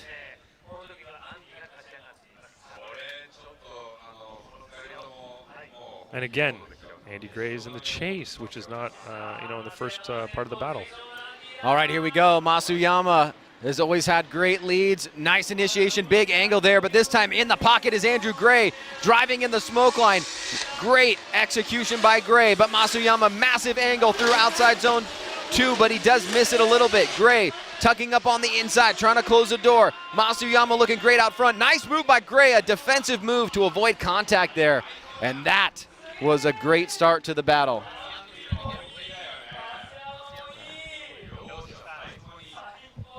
So Ryan, walk us through there. I noticed maybe a little bit of line on outside zone 2 from Matsuyama, but outside that, really fun battle to watch. Yeah, nice initiation from Matsuyama there. Gray is right with him, not letting him get away. We know that Gray's got the power. Matsuyama does good on outside zone 1, gets out to the touch and go, but misses outside zone 2. Not really as deep as we'd like to see him in outside zone 3, and you can see Andy's right with him right there. Kind of does a little bit of a hesitation there on his transition in the chase position from Gray, but overall pretty great run from both drivers. Let's look at it from our aerial shot. As we keep saying, this aerial shot will bring out anything that we've missed anywhere else on the track. So you can see right there, good angle from both drivers. Gray's not letting him get away. Matsuyama's doing a great job in the lead right up until here. And this is where he transitions and misses outside zone 2. Doesn't go deep enough in outside zone 3. And then as he comes around here, you can see Andrew Gray kind of hesitates on the transition, trying to get out of the way of Matsuyama to be able to do his transition. All right, so a couple areas for both drivers in Matsuyama's lead and in Gray's chase that can be approved here as they swap positions. Matsuyama has been credited with really developing his chase skills, but Andrew Gray is a fast and very grippy driver. A lot of power in that car. A lot of power in that car, and he knows it so well. His setups are nearly perfect. Matsuyama gets a bit of a jump out of the gate, recognizing he needs to keep it. And that may have been Gray jumping the start line. Yep. In this case, it had to have been because there were no cones hit. So that may have been Gray noticing Matsuyama coming out of the gate, getting a jump on him, and him leaving a little bit early there. So he got called on it from the starters, or was it a pylon? It was a pylon touch. Okay. Pylon touchy. I missed that. Thought it was a jump. All right, so pylon touchy. Pylon touchy. Got to watch that. It's dangerous. Pressure for a lot of these guys. You have to think maybe bigger pressure for Gray here. Matsuyama has done an incredible job in 2019. I don't think falling short of the championship is going to be a nightmare situation for him. But for Andrew Gray, it's become basically an expectation of him to win championships. He's got 3, looking for 4. Matsuyama could play spoiler and go on to win his first. Matsuyama does get that jump again. Gray out of the chicane pretty quickly, pacing him down the front straight. Gray heads to the initiation. Matsuyama stays within the smoke line. Can he keep it close? Little bit of reduction of angle there for Matsuyama. And Gray is starting to pull it. Here comes Matsuyama with massive angle. He's going to go off course. He's going to make a big mistake in the chase position, and he is going to throw it away to Andrew Gray. Wow. So Ryan, walk us through that. It seemed to be building to something dramatic. Was that what we expected to see? Well, this is where experience and calm driving nature, just being able to be in the moment and not think outside of what your goal is, your job is right now. That's where this comes into play. And you can see Andrew Gray placing his car exactly where it needs to be, doing everything right. Matsuyama, on the other hand, is pushing really hard because he knows he's got to stay close. He's got to try to close that gap that has already been established. And he's over-speeding through that straight area here. And as he comes into outside zone 2, just throws the car a little bit too aggressively and goes off into the gravel. So it looks like Matsuyama has some developing to do as a driver, because you could see when he was in his lead run, he was trying to get away. He wasn't really fulfilling all of the lead driver responsibilities, so he let Andrew Gray get to him. He knew that Andrew Gray was fast, and he was letting that get into his head, and it definitely got into his head in the chase position, making mistakes that he's not really known for. Unanimous and big decision there for Andrew Gray. Wataru Matsuyama, an incredible 2019 season. He will finish off his campaign with 303 points, 46 points outside of the championship. He currently sits in 3rd place, but that could change with the next battle up, as Andrew Gray will live to fight another day, and it'll be against the winner of this next battle here, Manabu Fujinaka and Shinji Minowa. Minowa coming off of a challenging battle with Fujino, and finally able to get that win after the one more time.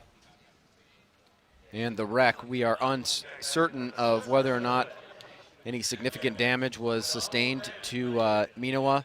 They have very limited space around here to do straight line pulls or even drift, so we just don't know exactly if there is any damage underlying of Shinji's vehicle. Fujinaka here is the lowest qualified driver currently in competition by a long shot. The next closest one is Tamagawa in 11th. Fujinaka qualified 29th. Minowa was qualified in 5th position, so this is a pretty big spread in terms of qualifying position, especially this late in the game. So we'll see what happens here between these two guys. I think all the cleaning crew is just now getting off the track. Very last one there, sweeping a few rocks. He should be getting off, and then we'll set the lights and get these cars off the line.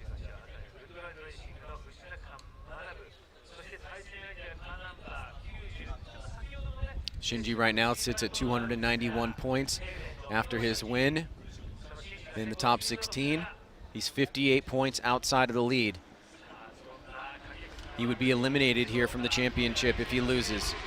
Nice little snap there for Minowa. Front end kind of twisted a little bit, but now he's back on it. Fills that outside zone very well. Shallower line for Fujinaka in the chase position, trying to find his footing here to gain some ground. But Minowa looks very strong. Fujinaka, on the other hand, still looking for an area to attack, but is unable to get it as they come through the finish line. Shinji with just a little bit of a mistake after initiation, but seemed to pull it together and have a solid lead run after that. Yeah, you're right, Ryan. He did an excellent job in outside zone 1. So look here at the initiation. Bit of a bobble there, nothing too serious, but look at this line. Right on that outside line, gets to the rumble strip, which is fair play, and then gets himself rotated to the touch and go. Outside zone 2 was well done. Pretty deep in outside zone 3 right there. And in the chase position, you can see that Fujinaka is trying to keep up, but not really succeeding all that well. He was cheating in a couple of areas on the track to try to gain that or gain the proximity that he really didn't have. So he was making some sacrifices in the chase position, whereas in the lead, it looked like Shinji was doing everything that was asked of him up there for the most part. So really great lead from him. Fujinaka's going to have to run one heck of a lead run to outdo what Shinji just did in his lead. And in terms of Shinji trying to win in the chase position, he's just got to stick it to Fujinaka's door much better than Fujinaka just did, without making the sacrifices and the compromises that Fujinaka did. Well, if Shinji wins here against Fujinaka, he would overtake Wataru Matsuyama for 3rd place and be 42 points outside of Andrew Gray. So this would be a big win for him, irrespective of how everything ends. It would put him in the top 3 finishers, which is quite an accomplishment. Here we go, second half of the battle. Both drivers getting out of the gate around the same time. Fujinaka, straight line approach. Minowa coming over from the other side of the course. Little snap initiation there, a couple little adjustments from Fujinaka. Minowa keeping it close here as Fujinaka comes off outside zone 1 a little bit earlier with shallower line. And an adjustment there by Minowa, who loses some angle, and once again, maybe a bit over aggressive here. He looked great coming through that center section, but obviously that crossover will have to be analyzed. Let's take a look at this here once again. It's Shinji Minowa and Manabu Fujinaka. I thought Minowa was done as he was transitioning to outside zone 2, but somehow he managed to stay just behind Fujinaka. So watch here. Fujinaka does a good job here of getting the car to angle. Doesn't fill outside zone 1 at all. And then as he transitions here, looks like he had a big lift before he transitioned, and Shinji had nowhere to go. So Shinji's trying to adjust and then loses angle as he comes back around through that area. So that could be put on Fujinaka for slowing through the touch and go area, which he's not supposed to do. You can see there was a big lift there, and Shinji's expecting him to stay on throttle through that area, but instead Fujinaka is slowing down. So Shinji then has to adjust, and I can't believe that Shinji was able to do what he did there and still maintain angle and not make contact. Point out, just so Fujinaka. everybody knows where you're not supposed to be decelling as a lead driver. Yeah, so right here, you can see no smoke. He's definitely decelling right there, and somehow Shinji managed to stay and drift behind him, but does straighten shortly thereafter. Now, the question is, are all the judges going to see it that way, and are they all going to put that onus on to Fujinaka, and are they going to forgive Minowa's mistakes afterwards because of what Fujinaka did there? Well, Andy Yen, the style judge, was pretty consistent on that part of the course yesterday, taking off those 10 points. Right. Let's take a look at the first run. Is this being called by us, Ryan, or is this being called by the other guys? I am not sure. So right here, watch that big lift right there, and then Shinji has nowhere to go, ends up going off right there, tries to get back on throttle, and then makes some mistakes. Now, we said in the qualifying meeting, and we did say in tandem as well, if you slow in that area, we're going to be excusing the chase driver's mistakes because of that. That's not an area where you're supposed to be slowing down, and that could cause that chase driver to make some pretty big corrections through that area. And clearly, I am the only one who's looking at this in the way that I was looking at it. So. Well, it looks like Andy Yen was slightly in your corner there, but that is our first true split decision there. Yeah. It certainly was.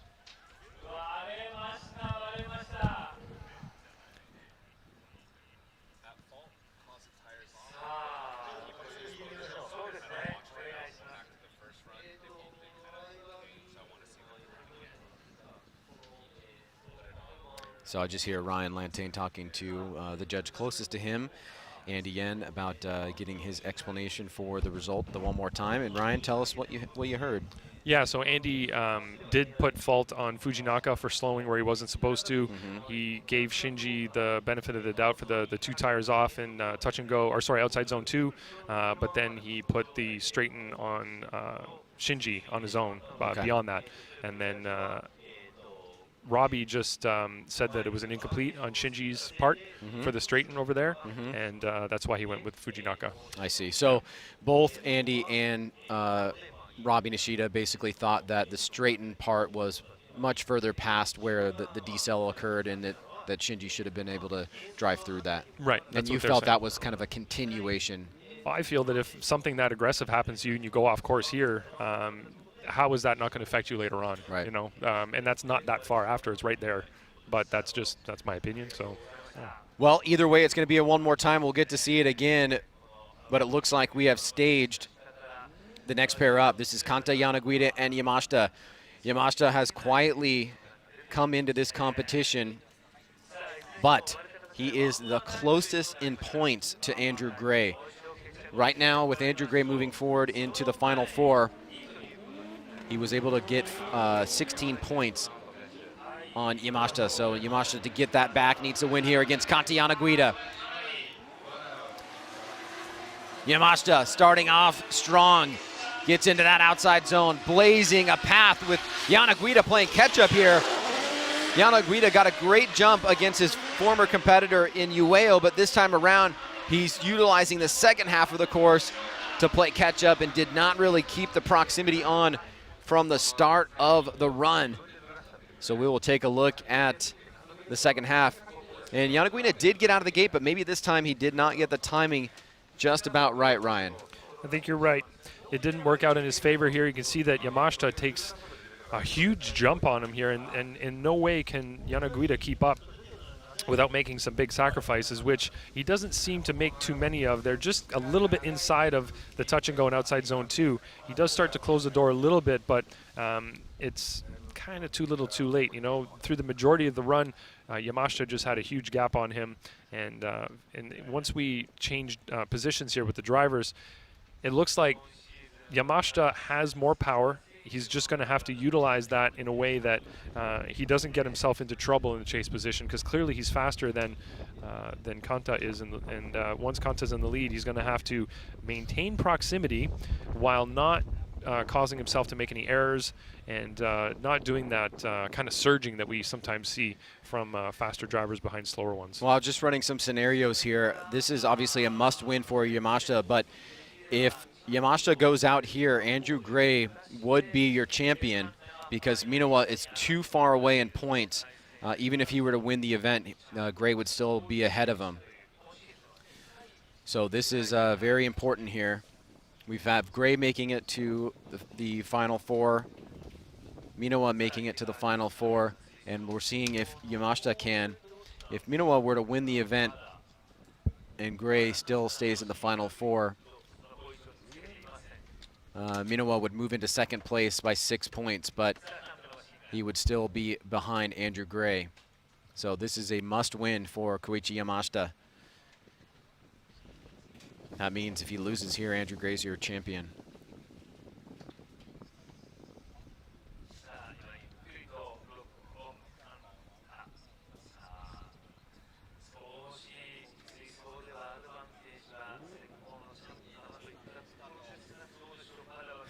Tense moment. That's quite the Excel sheet you have over there, Ryan. Looks like a real Excel champion built that thing. Yanaguida trying to fight back here. Yamashita needs this win.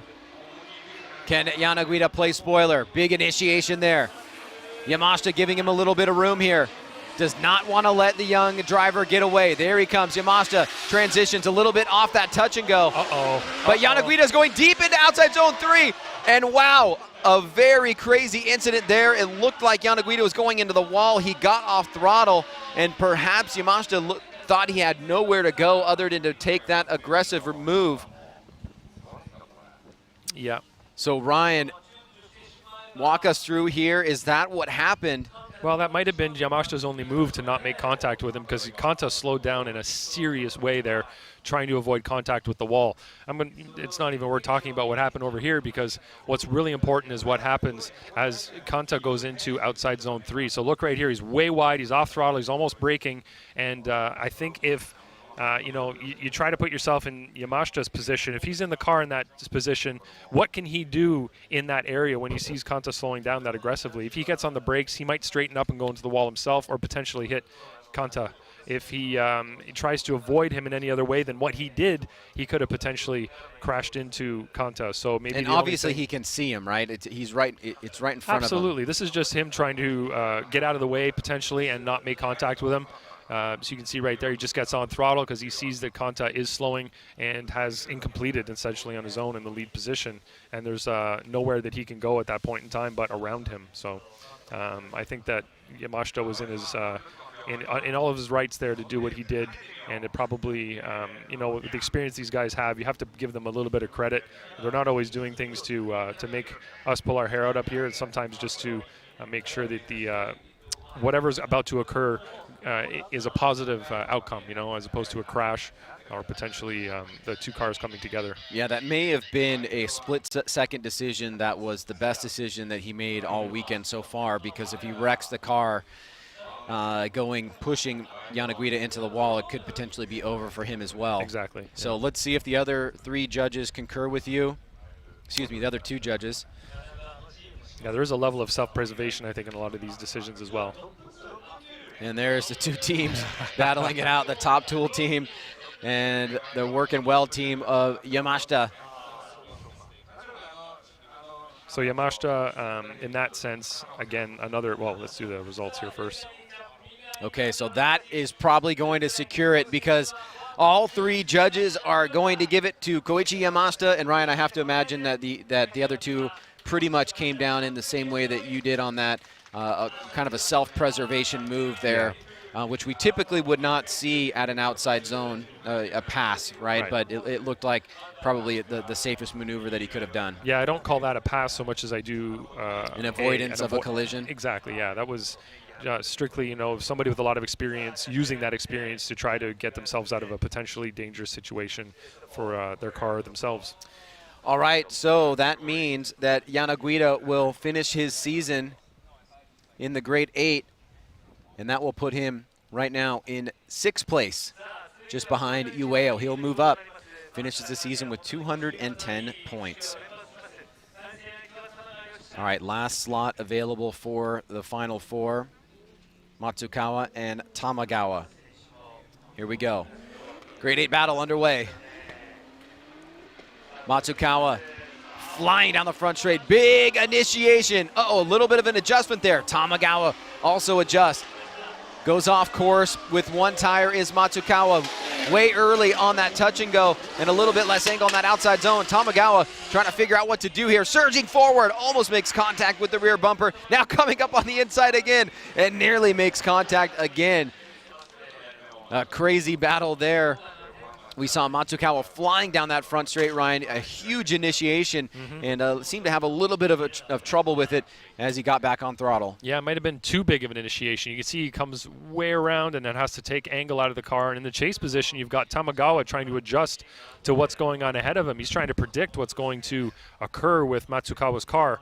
And he does a good job of staying, keeping his composure there in the chase position, but you can see that it threw him off a little bit.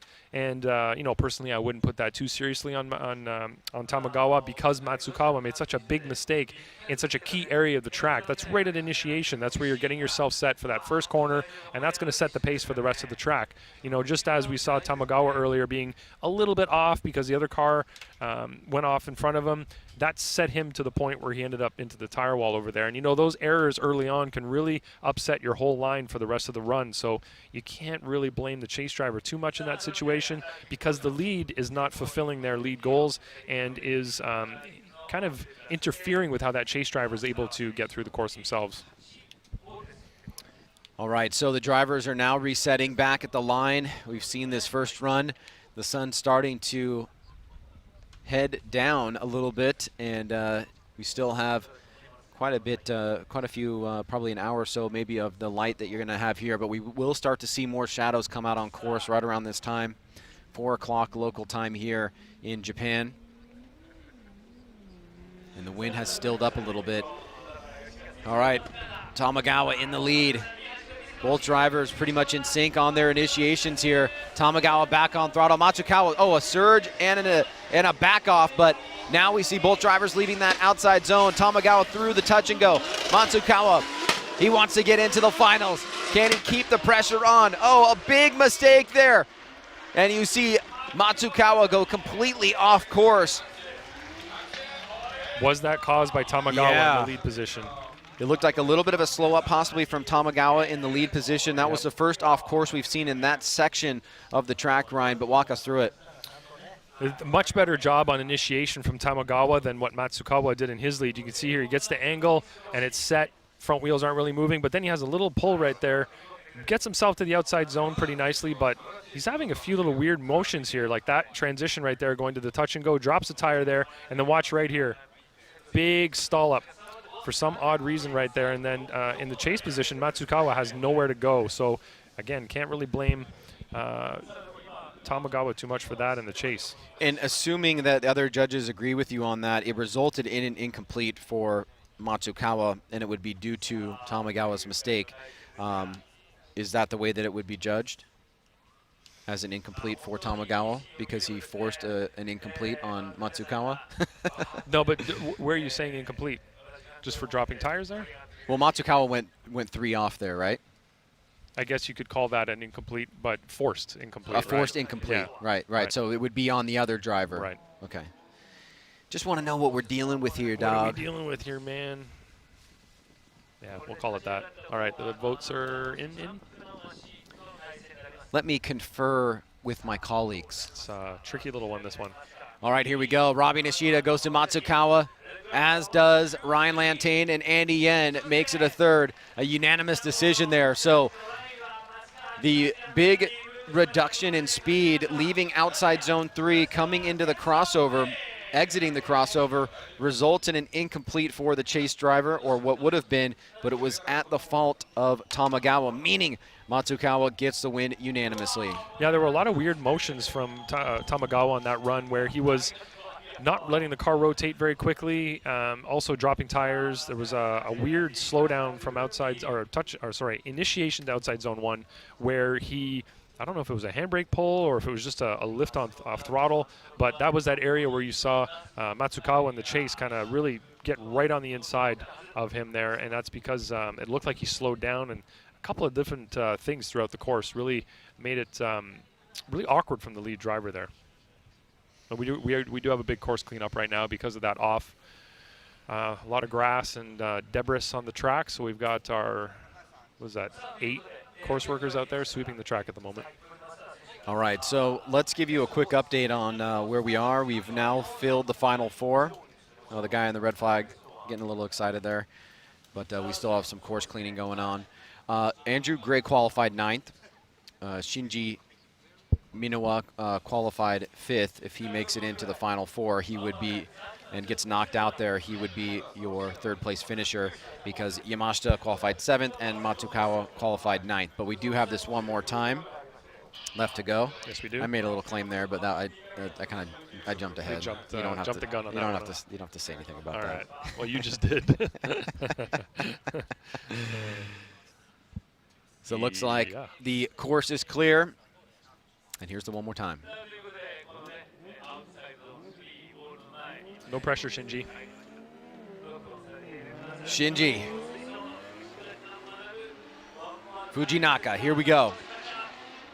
Standard initiation from Shinji. Big, but late, Fujinaka got stuck in there a little bit. Yeah, we'll go back and revisit that, where he initiated from that last standing cone. Fujinaka trying to close the door. Had to cut the line on outside zone number 2. Now Shinji, good angle through that final inside clip, and Fujinaka really falling far behind.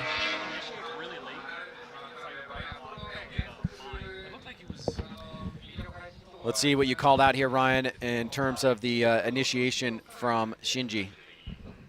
Just looking at him getting sidewards. That looked late to me. We'll have to watch. I don't know if we have the drone view on that one, but looking at where Shinji is there, just a tire barely over that line, over the rumble strip onto outside zone 1. Good job there at outside zone number 2. Goes nice and deep into outside zone 3, and this is where Fujinaka falls off. Not really staying in proximity through the finish line, way off inside clip 1. Is the white line parallel with the last standing cone on the course? So, okay. That's close. It's close.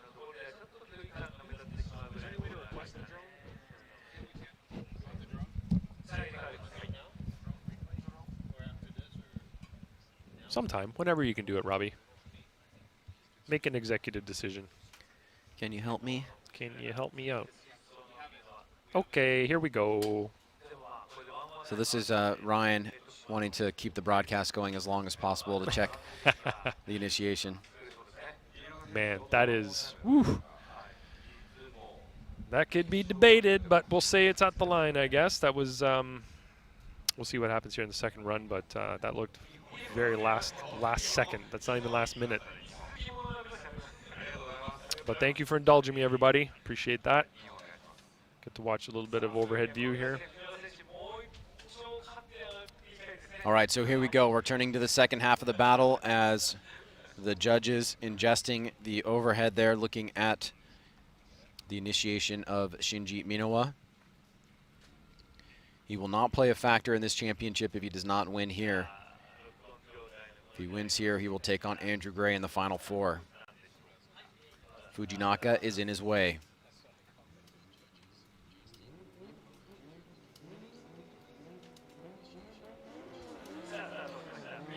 Here we go.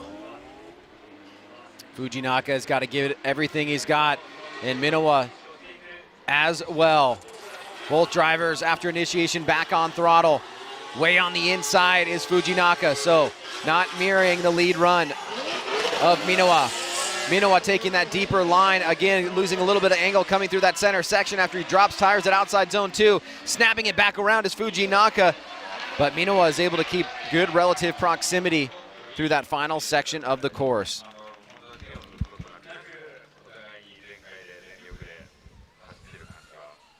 Run up to initiation. Shinji's keeping pace with Fujinaka pretty well. You see that initiation, nice snap to angle. Shinji's right behind him.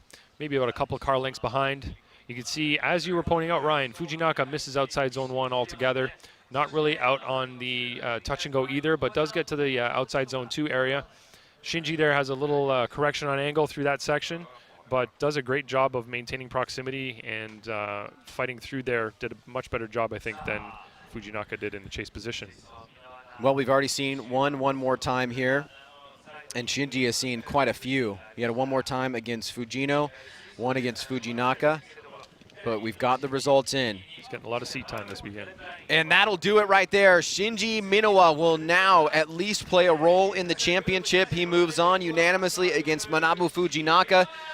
We have the final 4 set. Andrew Gray, Shinji Minowa, Koichi Yamashita, and Matsukawa. We'll take a quick commercial break, come back here, finish up the event at the 5th and final round of the G-Shock Presents Formula Drift Japan Championship. And it is down to 2 drivers for the championship. It's either going to be Andrew Gray or Koichi Yamashita. Yamashita has to win the event. There is no other option for him. Shinji Minowa can play a role there if he eliminates Andrew Gray. If he eliminates Andrew Gray, Yamashita would still have to beat Matsukawa to have a chance. So let's see, if he eliminates Andrew Gray, so that he stays there, he goes to the finals, right? So that's 2. We'll get this sorted out for you. Let's say, but let's say Yamashita loses to Matsukawa. Yeah. Ooh, that'd be crazy. Yamashita would lose by 4 points. It's tight. Yeah.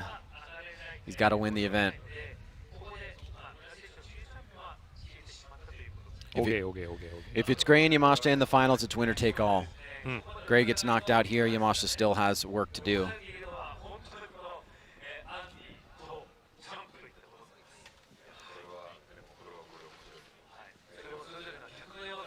Yeah, if Yamashita beats Matsukawa and Gray gets knocked out here, he can lose in the finals and still win by 12 points. Okay. So, wow, it's a must win for Gray and Yamashita in this situation for a championship either way. Okay. Well, this is a big battle right now. We've got Andrew Gray and Shinji Minowa going up against each other. Now, you have to wonder about the fatigue of Minowa. Generally speaking, a lot of one more times for him, back and forth battle. A lot of driving, a lot of seat time today.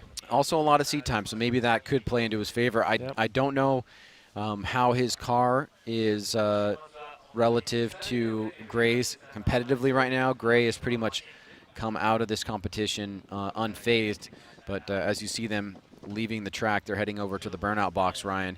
It's going to be hard to predict exactly how this battle is going to go. My sense is that Gray is going to come out very, very strong as he usually does. He has a lot of equipment. That car, the engine, everything that he has at his disposal. Andrew Gray does not compete unless he's got the best equipment in the series, and he very, very fast car, great power plant there that's been, I think, pretty reliable for him throughout the seasons, and I just don't know if Shinji has the power to keep up with him, even just on the straightaway running up to initiation. Just watching practice, you watch all the cars from this vantage point coming across to initiation, and then you see Andy Gray go. Its speed is just so much greater. But that causes him to be going very quickly from outside zone 1 to the touch and go, where he's had to be slowing down to get himself set up for the outside zone 2 area. And that is causing a problem for him, as it did in qualifying, as he ended up all the way down to 9th place. So he has to be able to go fast, but manage that speed. And, as much as we tell all the drivers there's no speed here, we don't care how fast you're going, as long as you're getting through and fulfilling your lead driver responsibilities. Everybody wants to go fast. It's just a natural human trait, I think. We just want to all outpace each other. So that is always there. We've seen in the chase position Shinji make a few mistakes. Now, were they forced mistakes due to the lead driver actually slowing at that touch and go, as we saw with Fujinaka? Or was it just a mistake that he was making going from outside zone 2 to 3 on his own? So that's something we're going to have to see him deal with here, and it's something that he can't afford to do against Andy Gray, because Andy Gray typically doesn't make any other mistakes on his runs. He's very consistent, and he's somebody who's been competing a long time, so he has that comfort level. He has that peace of mind, that ease of mind when he's in the lead position, that he knows to just run his run and not try to get away and overdo it, you know. But he just has to focus on that slowdown at the touch and go. Well, here we go. Yamashita's got to be looking on very intently. Nice initiation there from Minowa, but right in the pocket immediately is Andrew Gray. Little bit of a reduction in angle. Lets Minowa get out for a second. Now surging forward again. Minowa a little bit shallow on that outside zone. Pulls away there over the crossover, but Gray comes back at it again. Puts the pedal down and gets immediate grip. Even with a couple slight adjustments, the proximity was pretty impressive there, Ryan.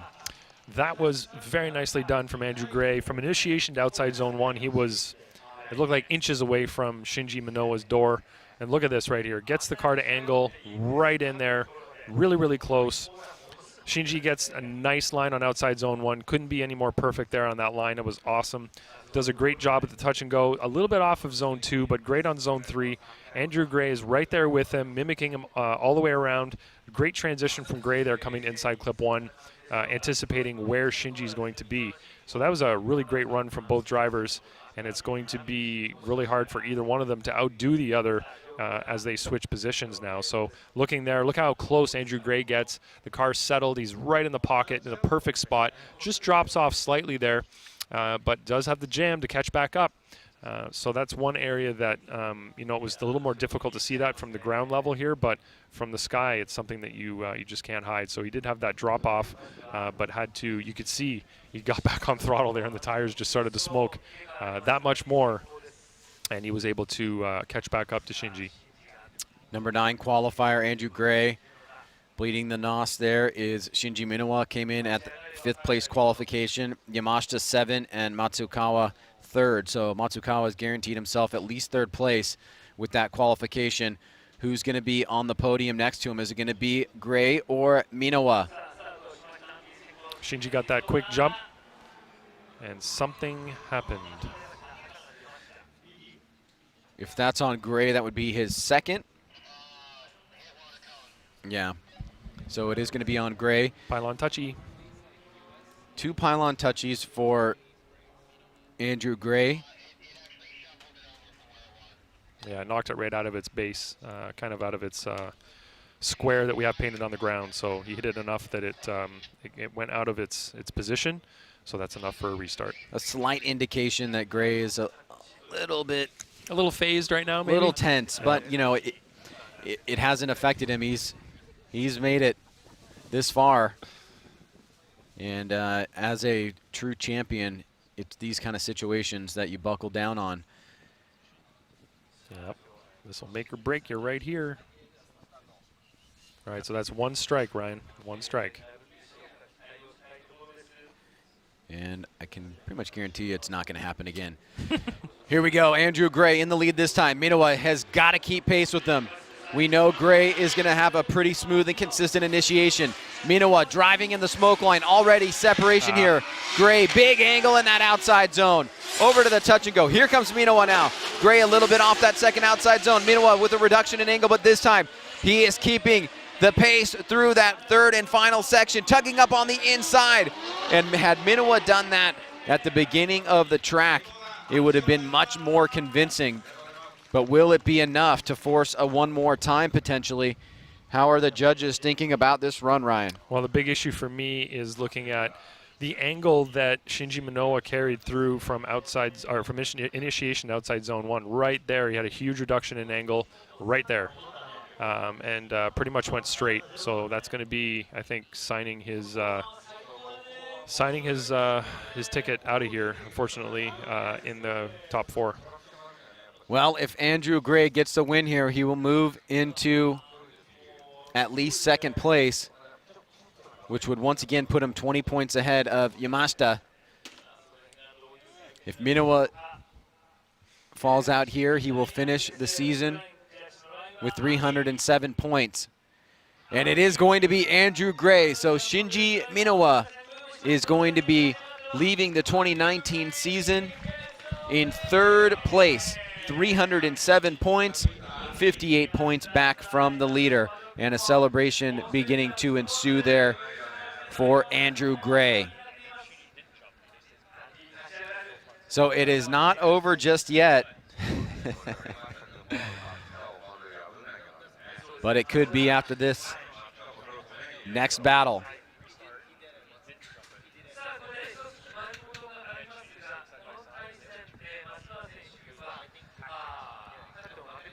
A little bit of pandemonium in the hot pitch there. Andrew Gray, you can see getting tucked back in to his pit, awaiting the next battle, who the winner is going to be. If it's Matsukawa, he wins the championship. If it's Yamashita, he's got to win the championship. That would be the championship coming down to the last battle of competition. An extremely exciting thing for all of us. But Yamashita's got to get through this driver. He's looked really strong all weekend. He's had an incredible performance in qualifying, coming in third place, which is going to solidify him at least that third place because of his qualifying position. Yamashita, on the other hand, pretty consistent throughout the weekend, qualifying 7th, battling through Yanaguida and also through Hayashi and also Takatoshi Ima Maeda to find himself here. Shout out to the AE85 Corolla, Ryan. It's 2019, and that thing just made it to the top 4 of Formula Drift Japan. That is very impressive. All right. Here we go. Yamashita loses, Gray wins. Yamashita wins, we push to the next battle. Here we go. Matsukawa. Again, big snap there. This time he pulls it off a little bit. He's got a gap on Yamashita, needs to close the door, but he goes over that first outside zone there. A little bit less angle coming through the touch and go was Matsukawa for a second. Now Yamashita is closing the door, keeping the pace here. Was able to make an adjustment and come back strong on the second half of the run. How fast is that little thing, Ryan? That is impressive. Really fast. Yamashita's car is not slow. that little Corolla is blasting down the straightaway. Got that thing to angle very quickly and got right back on throttle. Look at that initiation. That was a huge snap. A little bit of a bobble there, but overall pretty nicely done. Goes over there quite a bit in outside zone 1, so that's going to be a detriment to him right there. Good job on the outside zone 2 area. Pretty deep in outside zone 3. Yamashita staying with him now, doing a better job of maintaining that proximity, and then falls off slightly from inside clip 1 to the finish line. But that was pretty impressive. So looking at this a little bit more analytically, could you say, okay, Yamashita kind of fell back in outside zone 1, but Matsukawa pushed deep, went too far there. Not that that eliminates it, right? And then coming through the center section, both guys kind of get back on it. Yamashita has some good proximity, but Matsukawa has a nice line out front. Maybe it's kind of even-y. You know, what are we thinking here? Well, what I'm thinking is I'm going to have to see the next run, okay, Ryan. Yeah, okay. I'm going to have to look at apples and apples and oranges, because right now you're trying to compare a lead to a chase. But I know, you know. But I really want to see how Yamashita is going to lay down his lead run now. Is he going to overstep outside zone 1, or is he going to stay on that rumble strip? Is he going to run that smooth line from the touch and go to outside zone 2 through to 3, as Matsukawa did in his lead? And what kind of proximity can Matsukawa gain and maintain throughout this run?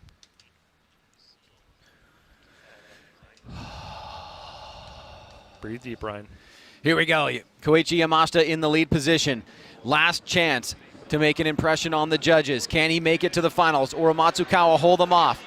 Andrew Gray waiting in the wings. Oh, we have contact, and Matsukawa's going to fall off. This could be what Yamashita needed. It looks like it's going to be an incomplete for Matsukawa, at least at first pass. He's going to try to play catch-up and put a little bit more into the judges' eyes and minds. But Yamashita looks like he has got this one buttoned up. If it goes against Matsukawa for pushing too hard in the chase position. That's a tricky spot, Ryan. If you want to get right in there, you have to do it like Andrew Gray did against Shinji Minowa. It looks like we've had a couple of drivers in the chase position get really aggressive in there and just kind of overdo it a little bit. So look at the way Yamashita gets the angle. He's back on throttle there just as Matsukawa makes contact, and then Matsukawa has to straighten up because he's lost his momentum and he's way offline at that point in time. Oh boy, oh boy, oh boy. This has been a very fun and exciting round. I mean, besides the 4.5-hour qualifying, which actually went pretty fast and smooth, Yep. this has been one to watch. And as this result comes in here, it is going to tell us whether Andrew Gray is your champion or it pushes to the finals. 1 for Yamashita. 2 for Yamashita. He is going to the finals against Andrew Gray for the championship in the last battle of the year. Unbelievable. And that puts Matsukawa in 3rd place here at the final round of the 2019 championship. All right, so let me adjust the points here. Let me adjust the points. All right, so all that does is basically close the gap back on Andrew Gray, back down to -4 points. That's why it's going to be winner take all after this battle. We're going to get a CM, or are we going to hang out? Well, for all the people listening, I hope there's a CM because they don't have to listen to us ramble for the next 5 minutes while we wait for tire changes. It's either they listen to us ramble or they listen to Frederick Osbo tell him that he loves RSR. Let's get an Ichiban. Can we get an Ichiban? Maybe. I don't know. We'll see what happens here. It's out of my control, Ryan. I can't communicate with anyone. You know that.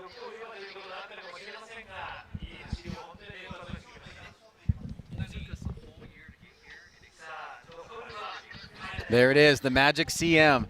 All right, so we were going to be taking a commercial break. They're going to be swapping their tires. When we come back, we will decide this 2019 G-Shock Presents Formula Drift Japan Championship. Andrew Gray is taking on Koichi Yamashita. Be right back. Welcome back, everybody. We are at the precipice here. It's the final battle of the 2019 season. The matchup is Andrew Gray, 3-time champion, going up against Koichi Yamashita, trying to secure his first ever Formula Drift Japan Championship. It's a winner-take-all situation, as Yamashita was 4 points away from Andrew Gray coming into this last battle. So it will turn the tide in either direction. Whoever wins will be your champion. If Gray wins, he will win the championship by 24 points. If Yamashita wins, he will win the championship by, 16 points. So this is a winner-take-all situation. Shinji Minowa has secured 3rd place in the championship with 307 points. Behind him is Wataru Matsuyama. And behind him, Katsuhiro Ueyama and Kanta Yanaguida.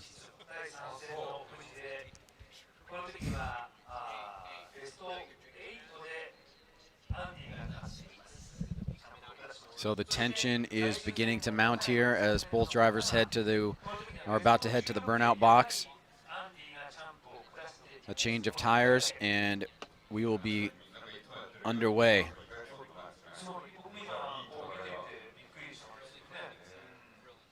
Kazuya Matsukawa, after finishing qualifying in 3rd place and making it all the way to the Final Four, will be your 3rd place finisher. No matter what. Now the battle is for 1st and 2nd. And Ryan, it's been a pretty eventful weekend. Usually weather comes into play, but this has been pretty smooth sailing for everybody. Weather-wise, we've seen some pretty dramatic battles, quite a few one more times. Really rabid fans from Yamashita and from a lot of the other drivers, and a really great crowd here this weekend coming out to see not only everything for FD Japan, but also for Motor Games and J Nation, the car show, and saw some really great exotics. I think this is a great way to cap off the 2019 season. Yeah, and I know that when you look on the live stream, when we show the grandstand areas, this place is so massive. There are so many grandstands that people are so spread out. There are a lot of people here this weekend, but it's just because there's so much room to sit. The way they're all spread around here, but it's been pretty great. We were over in the FMX area earlier where all the food was, and the lineups were massive.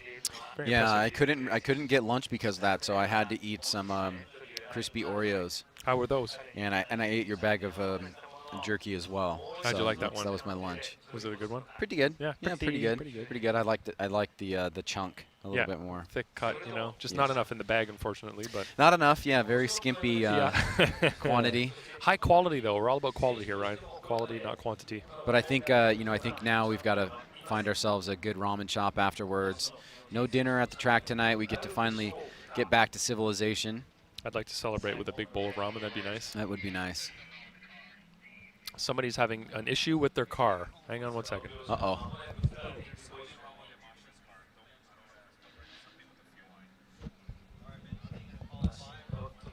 So it looks like maybe a little bit of panic. What we just heard, or what I overheard from the radio, is that it sounds like Koichi Yamashita is having potential issues with his vehicle with regards to a fuel line. That is correct, Ryan. That would be a big bummer if we didn't get to see. I'm not even going to go there. I'm not going to bring that in. That's an understatement, Ryan. But that would be a big bummer. It would be a big bummer. Yeah, it would be a heck of a way to finish the season on a bit of a downer. But, you know, just got to deal with things as they come here, I think. There's the overhead of this beautiful track here. We are up in the mountains in Okayama Prefecture. And we see Andrew Gray starting to make his way. That will start the clock for Yamashita. You can see Kevin Wells there, the competition director, on the radio with the hat on. That is him talking to us up here. Jack Roche Jr. And once Andrew Gray starts to head to the burnout box, that would mean that Yamashita, who does have a competition timeout, would need to utilize it if that is indeed an issue that they are trying to resolve. So we will quickly probably hear that competition timeout will be being called if he's unable to leave the hot pits.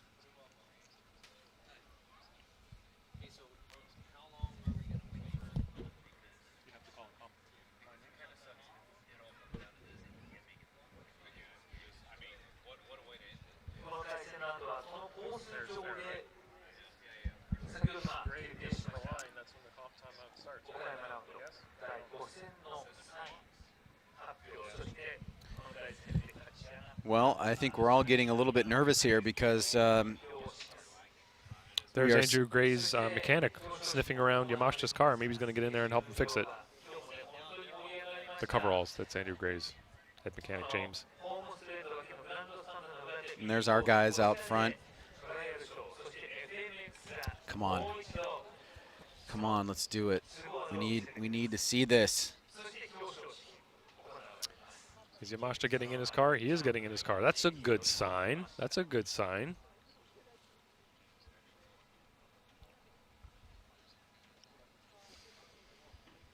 Tense moments here for the Yamashita team that has been cheering him on very rabidly up here by the judges' tower. And there's just a few of the friends and family of the teams right below us in the tower. That looked like the Formance team of Yukio Fausto, perhaps. I know he had a huge following here this weekend. Yeah, big group of people all wearing so. his T-shirts. You can see off to the right-hand side there, that is the FMX area, and we're shooting down towards the hot pits, coming close to the Dunlop, the Dereza Bridge right there.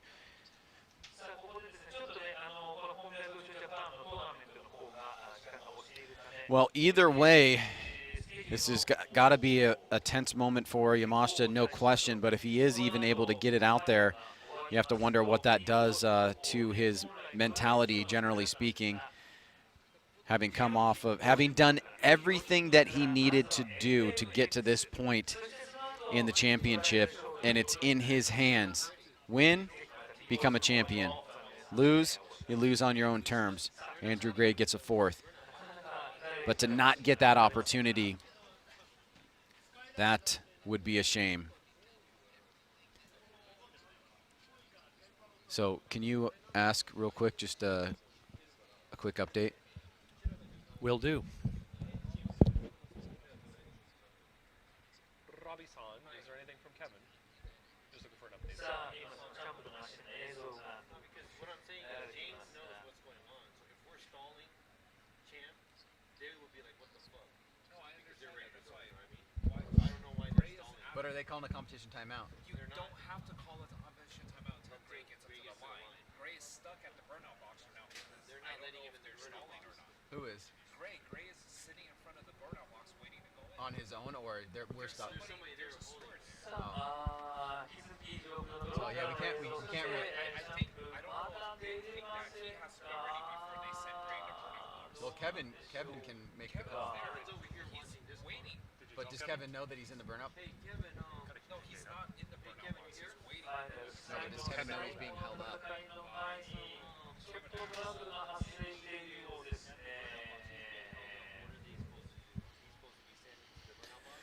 Okay, let me check my pulse real quick. All right, 63, so not bad. We're waiting to hear something more official here. What I presume is happening is that Andrew Gray has, what we're being told is that Andrew Gray has yet to enter the burnout box. Now, the question is as to why. It looks like one of our officials is standing in front of him. I don't know why that would be happening. He should let him get to the burnout box because that is when the competition timeout would be starting.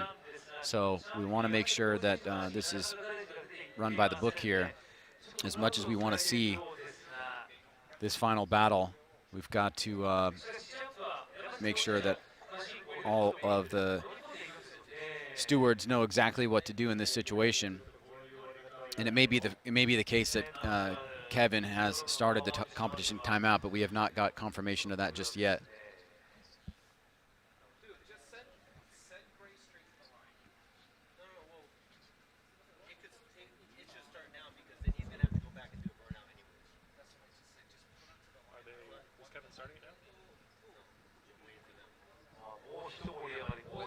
They can't dick around with this. I know. This is driving. I'm gonna call it right now. You can't qualify unless they're at the line. Yeah, he's got to send him in the burnout box. All right, what's Kevin going to say?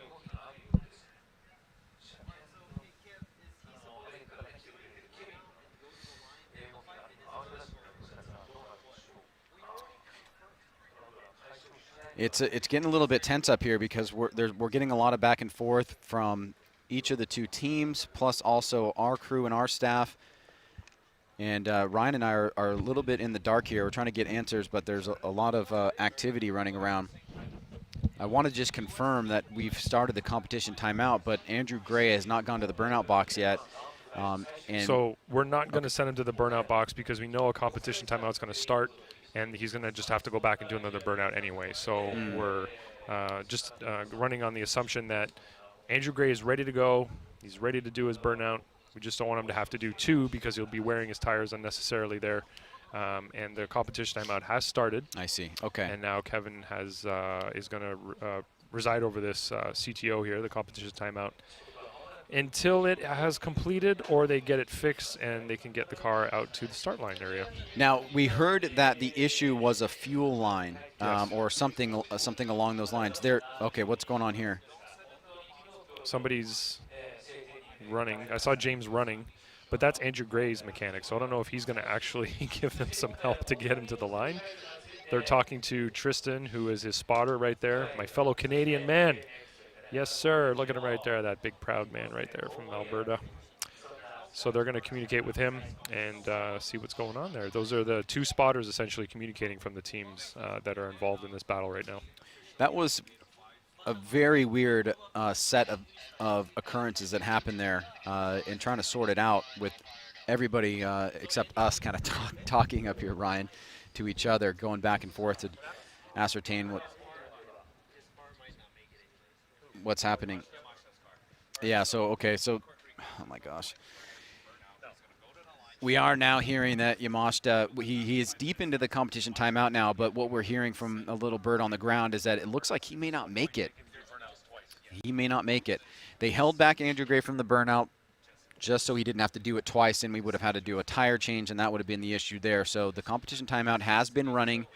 You can see the team really fretting here and concerned about whether or not they're going to get this chance to compete against Andrew Gray. This would be so anticlimactic of a way to finish the championship, knowing that he is so DAMN close. It looks like they're saying right now that they might not be able to fix the car even if they have 5 minutes, but we're going to wait on this.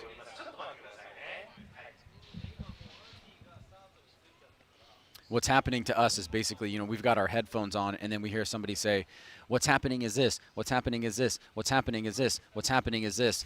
And it makes it very confusing. But we've been trying to keep the communication with Kevin, who basically is in control of the competition side of things, letting us know what's happening. And what we know for sure is that the competition timeout has been running, and that Andrew Gray was held back from the burnout box because of the competition timeout, so that his tires didn't cool, and then he would have to do a second burnout, and then he would have asked for a tire change, and then we would have been starting all over again. Okay.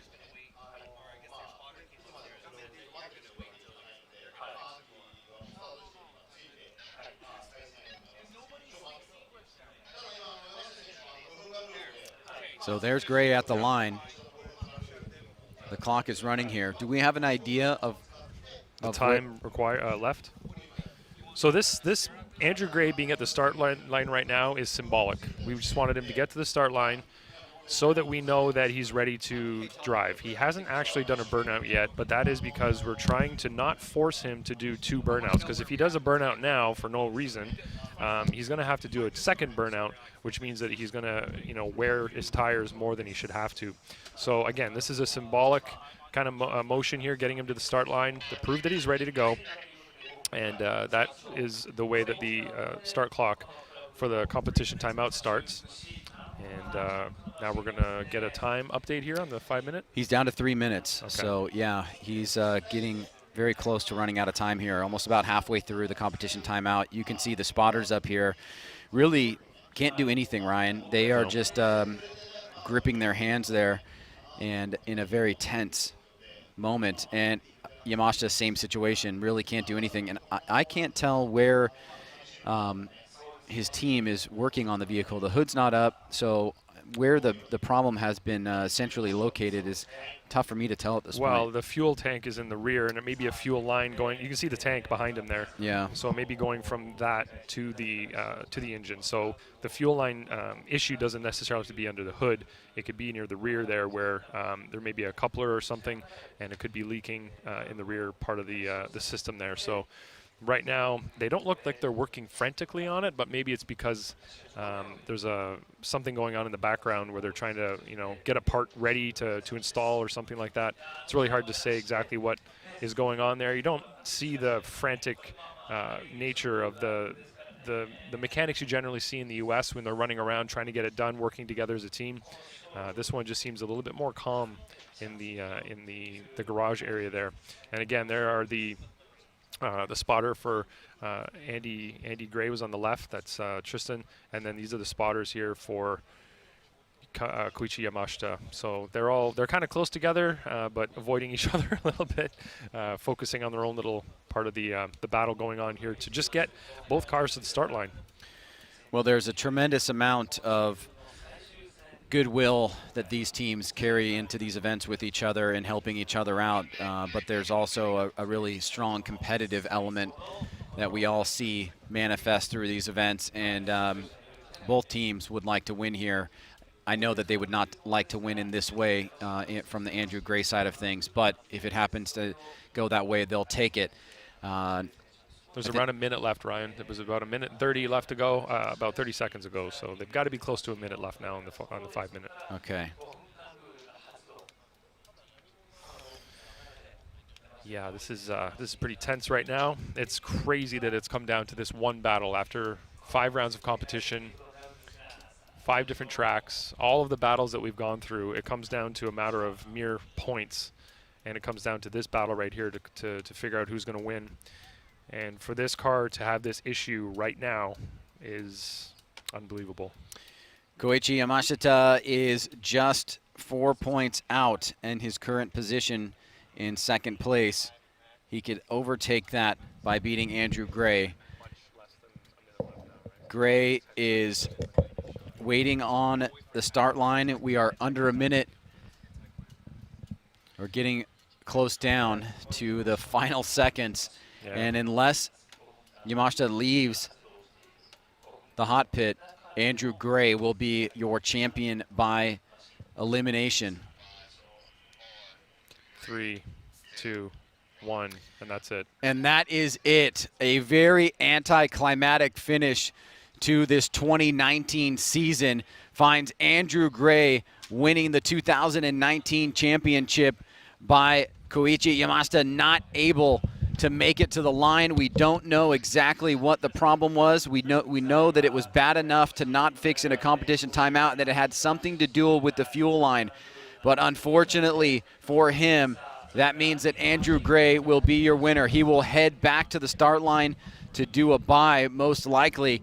But congratulations to the team for making it all this way. It is not the way they wanted to win the championship, and you can see even behind the lenses there a sense of frustration from Koichi Yamashita as he is not able to try and take his own destiny by beating Andrew Gray in the finals.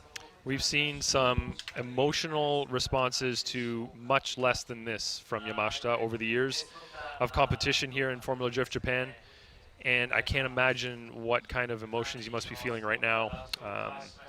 You know, we've seen some real big smiles from him. We've seen some, I think, even some tears from Yamashita over the years in some situations where things were not going the way that he'd like them to go.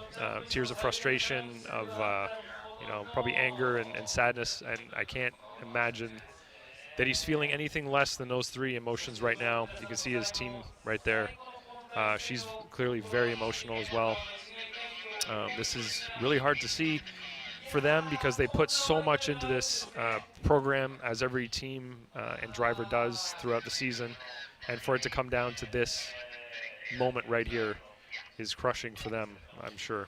Well, we all know Andrew Gray personally, and that is not the way that he would want to win. Unfortunately, that is the way that the rules are written. And you could see the team there very devastated by what occurred here in a very anticlimactic way to win the championship. This will leave some unfinished business between these two competitors. There's no question about that. Andrew Gray will get the win here at the event. He will also win the championship, and it will make the finishing points 385 to 361. He will win by 24 points, but we will all know that there will be an exclamation point in this last matchup where Koichi Yamashita did not get a chance. As we see Andrew Gray taking his winning run here, his bye. This will be 2 wins this season for him, enough to secure the championship, but it will not be without some controversy to finish the 2019 season. That was very smoky, Ryan. We got an update on what was wrong with Yamashita's car. It's an aluminum fuel line inside the car that broke, and nobody had a fitting to help him fix it. And you can see he's still in his car, helmet on, visor down, having a moment. It was Yamashita that stood up in the drivers' meeting before the event and encouraged everybody. He came up unannounced and encouraged everybody to be as professional as they can during this weekend, knowing that there were going to be a lot of eyes on them. And he has held his head very high. He has been the utmost professional, not only competitively, but also as a team owner.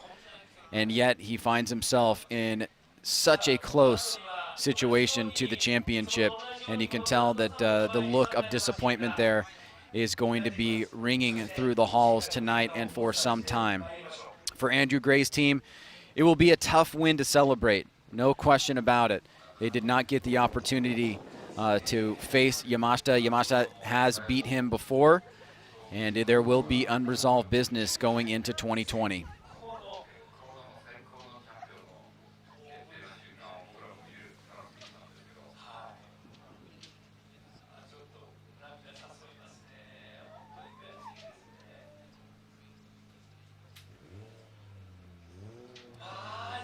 Kind of hard to watch, Ryan. It's too bad it came down to this. Can't always plan how these things are going to finish. Like you said, it's not exactly how they want to win, but I'm sure this is just going to set a fire underneath Yamashita for next season. and they're going to come back fighting harder than ever. I can't imagine it's going to be easy for him to come out on the course for the announcement. I mean, we know who won, obviously, and we also know who won the championship. But Yamashita is just sitting in his car with his head down, visor down, and while we are all watching this highly emotional moment here for him and his team, and you can see his spotter there still sitting down on the ground, hands and head in the knees. Wow. Everybody comes into competition hoping for glory. You know, everybody wants to do well, everybody wants to succeed, everybody wants to win.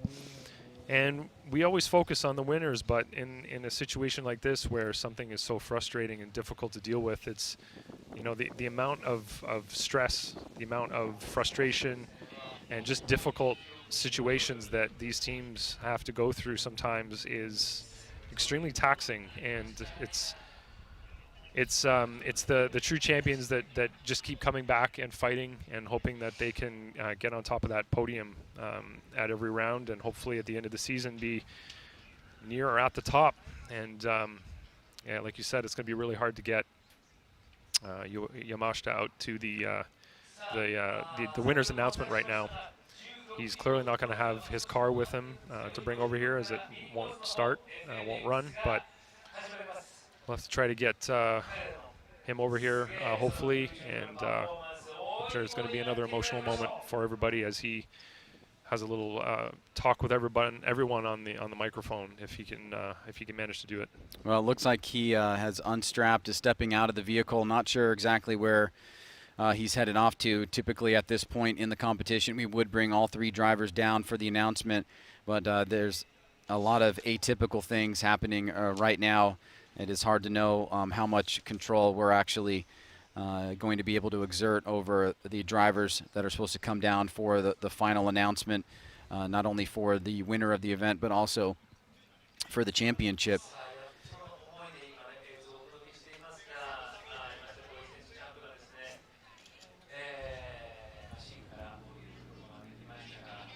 An unbelievable set of circumstances here. We were pacing so well through the competition, only to get to the final matchup. If you're just joining us, it's 4:52 p.m. here Japan time, and the event is pretty much over, but the soap opera that we've been watching has not given us the final conclusion that we would have liked to have seen, and it's going to leave a lot of unanswered questions, as Yamashita was waiting to see if his vehicle would be fixed after a fuel line problem. He sat in his car motionless with his visor down for quite some time. He then exited the vehicle. This is where we see him now. You can see that he is pretty emotional himself, and trying to get himself together to head down to the front of the track where the judging stand is, along with the main podium, the main set of bleachers where a majority of the fans have been congregated through the weekend for the winner's announcement. And it is pretty solemn up here, Ryan. We've got Arito, Taniguchi, Imamura, Robbie Nishida, and the rest of the track and live stream staff pretty much quiet and motionless up here, with only us really talking pretty much by necessity to kind of let you guys know what's going on. But we've now, looks like we are starting to get a little bit more proactive with the teams and trying to congregate them down here on the track so we could bid thee well and bid thee goodbye. But it is definitely not the way that we want to see this event and the championship end. And it will be, I think if there's a silver lining here, Ryan, it is what this means for 2020 and what this means for the rivalry that has been developing between those two drivers. It gives us many more questions to be answered than things that have been set in stone for the 2019 season. Yeah, looking up here, as you said, everybody's pretty quiet. Their heads are all kind of hung pretty low. And these are drivers themselves, you know, they've all competed in very high levels of drifting competition throughout the world, but mainly here in Japan. And I'm sure they've felt the highs and lows themselves. although this situation is a pretty unique one. I don't know how many people can say that they've made it to this point in a championship and be this close to winning the championship and go out because of such a small mechanical issue. What can I expect for the next 5 minutes? And they are bringing Yamashita's car up here right now. You can see it's leaving the pit area. So although it's running right now, I'm sure that doesn't mean that it would have run properly in competition. It's probably just enough fuel pressure there to get it kind of down the pit area and bring it to in front of the judges stand here so that we can do the winner announcement. Yep, the wounded vehicle is now on its way. Did we see if Yamashita was the pilot, or was it somebody else? I did not see who jumped behind the wheel, to be honest with you, but it's we're kind of just going with the flow here right now, Ryan. We got the other two cars coming. We can see the Corolla coming. We can see Andrew Gray's car coming as well. Well, first of all, thank you to everybody, wherever you are watching around the world, sticking through this broadcast. It's been an exciting one, and we will finish it off in a very much anticlimactic way. But your winner and champion is Andrew Gray.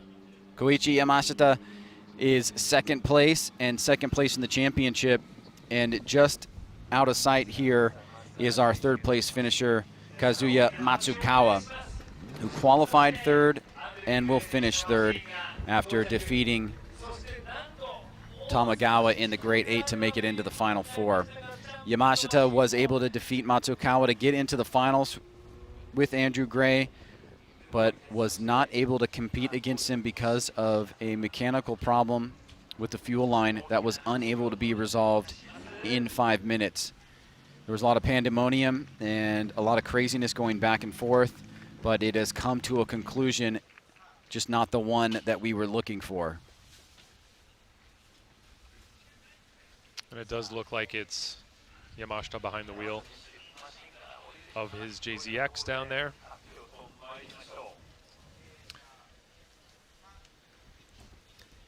And this level of emotional reaction to something like this just goes to show how invested these drivers are, how invested these teams are in everything that they're doing. You know, it's a huge part of their lives. And you see the embrace there from Andrew Gray with his young son and Koichi Yamashita. And you can still tell that Yamashita is deeply upset and emotional about this situation. Kazuya Matsukawa there on the left-hand side, your third place finisher. He was completely detached from all of this and gave it a great run. A strong performance by him. He is your third place finisher here at Okayama.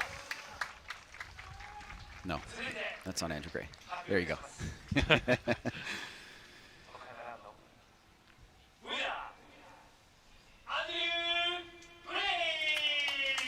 So no major build up there, Ryan, to find out who the winner was. We knew all along and have for the past few minutes. I got to tell you, I've known Andrew Gray for a long time. I know you have as well. That is not the look of excitement and overcoming a challenge. No. He seems a little bit defeated there. And that gentleman, obviously, very, very emotional.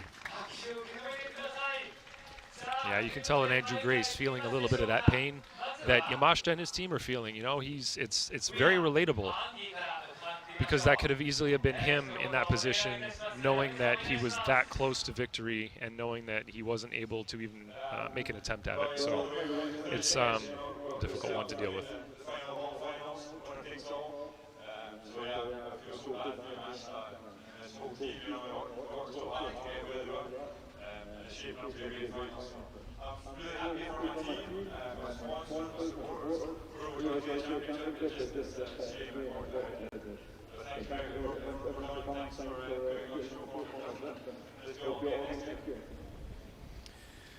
So obviously a little bit of verification there from Andrew Gray about his disappointment in the way that this all turned out.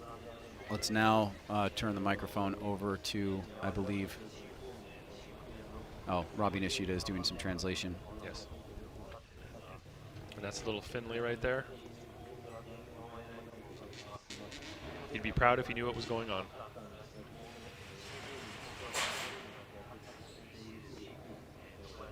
one of the friendliest little guys, very outgoing. Every time you see him, I don't see him often, but he always comes up, ready for a fist bump. Just walks up with his fist out, ready to bump. They've trained him well. Smart little guy. So after the Japanese translation there from Robbie Nishida, we will bring in Robbie to give us an English translation for Koichi Yamashita, who will have some words right now. すいません、本当決勝戦で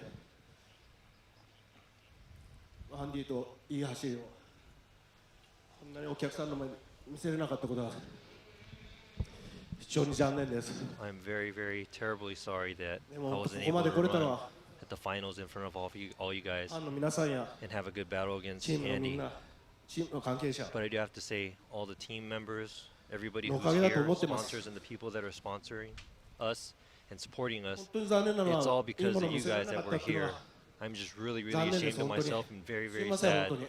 and very, very sorry that I wasn't able to perform till the end. すいません。 Really sorry. アンディ、ごめん。おめでとう。 Congratulations, Andy. 来年、またいい走りができるよ、本当。皆さんの前でもっともっと頑張ります。 I will try harder and harder for next year to be able to 本当、 show あり good がとうご battles ざい in ました、 front 皆 of さん。 everybody. すいません。 Thank you very, very much to everybody.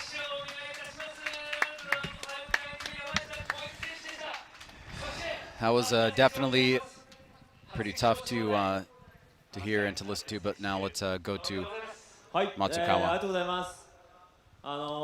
僕たちのチームにとってはここが Thank you very much. And for our team, this is the closest to our home. This is like our main supporters' home area, Hiroshima Toyota. And they brought a lot of our supporters with us in a bus. And they had a tour to come, and we were able to show everybody that we were able to come and land third 毎 place. 戦のようにね、こうやって上に上がってこれるように、頑張りたいと思います。 I will ありがと try うござ my います hardest to be able to come and be on the podium every round next year. Thank you very much.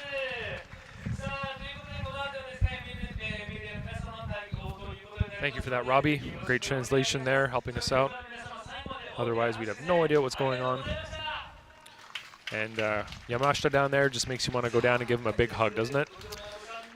Yeah, I definitely was a little bit, more than a little bit moved by what he had to say, and obviously feel for him tremendously. And you can see, you know, even a mature man that has become an incredible competitor has not a lot of fear in showing that emotion. And it's not the emotion that you'd like to see, but it's the way that it all turned out. And so for you, Ryan, we are beginning the final few minutes of wrapping things up here. It was an incredible event, and it just didn't have the ending that we wanted, and it came down to the last run. I mean, this is Irwindale-esque last year, except for the exact opposite. We saw 2 or more times between Osmo and Von Gittin Jr., and a great, great show. We were a little bit cheated here today, and it came about in the worst time. Yeah, you're right. I don't want to say that there's a positive outcome to it, but just seeing the human side of this series, the human side of the people behind it, we just sometimes see the cars out on the track and you forget that there's so much effort, there's so much hard work, time, and everything that goes into this behind the scenes, that it's almost like this is a little reminder of what is involved in all of this and how much these teams have invested, not just financially, but in every aspect of themselves. So if I'm going to put a silver lining on it, it's that we are all seeing that side of this that sometimes we forget, you know, because all we see is the cheering and the jumping around and the crashes and, you know, the stuff that you want to enjoy and you want to celebrate. But this is a very humbling moment for me anyway, watching this. It's almost hard to watch, but it's also I don't know, it kind of restores your faith in just what we're doing here, you know.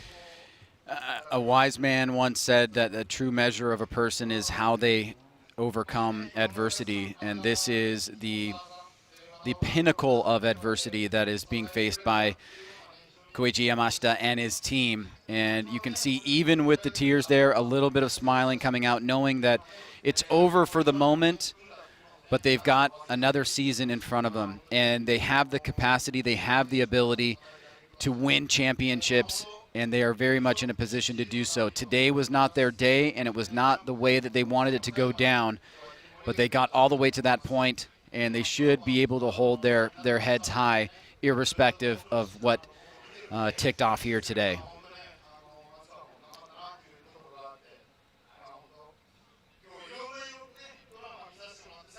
We're hearing just some final words from Yuichi Imamura, who lent a vehicle to Fujino, and he is up here along with Taniguchi and Orito. And that looks like that'll be all for us. We're wrapping things up here for everybody at Formula Drift Japan. And Ryan Lontaine, I am Ryan Sage, and this is the close of the 5th and final round of the 2019 Formula Drift Japan Championship. Thank you for joining us. We'll see you in just 2 weeks as we head to the final event of the Formula Drift USA event and series at Irwindale Speedway. See you soon. Thanks, everybody. See you next year. 実証雨に強いタイヤ。横浜は濡れた路面であなたの想像以上に止まる。止まる。止まる。日本最高グレードのウェット性能 A をあなたの車に。雨に強いタイヤといえば横浜。革新のカーボンベゼル。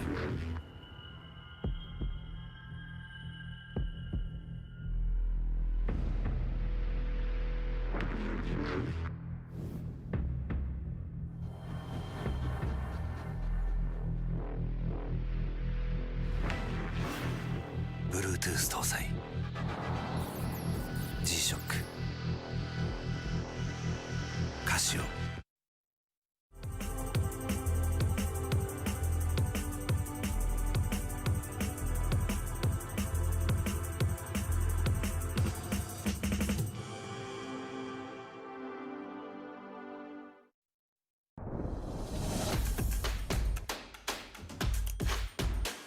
The brightness, call brilliant.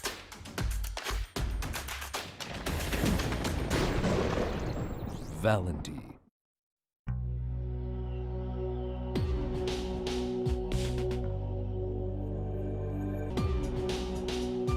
Quality of Japanese craftsmanship. Brilliant.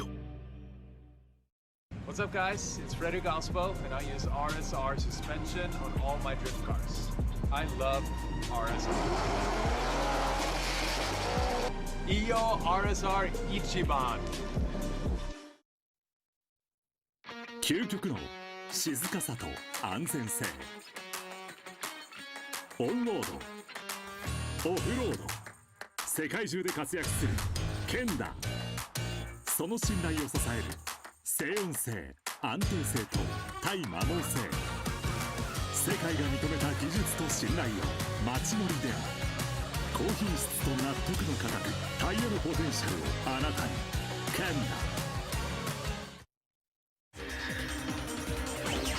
伝統と革新、小倉クラッチのテクノロジーを凝縮。チャンピオンを取るためのクラッチ。小倉レーシングクラッチ ORC。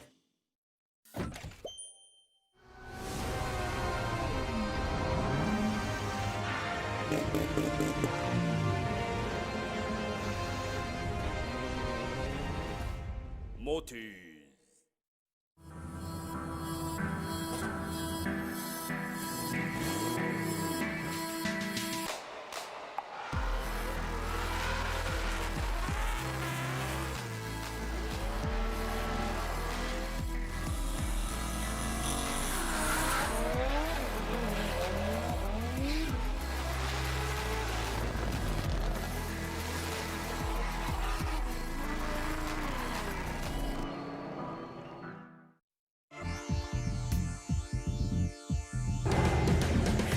of brightness, called brilliant, blinding and vivid.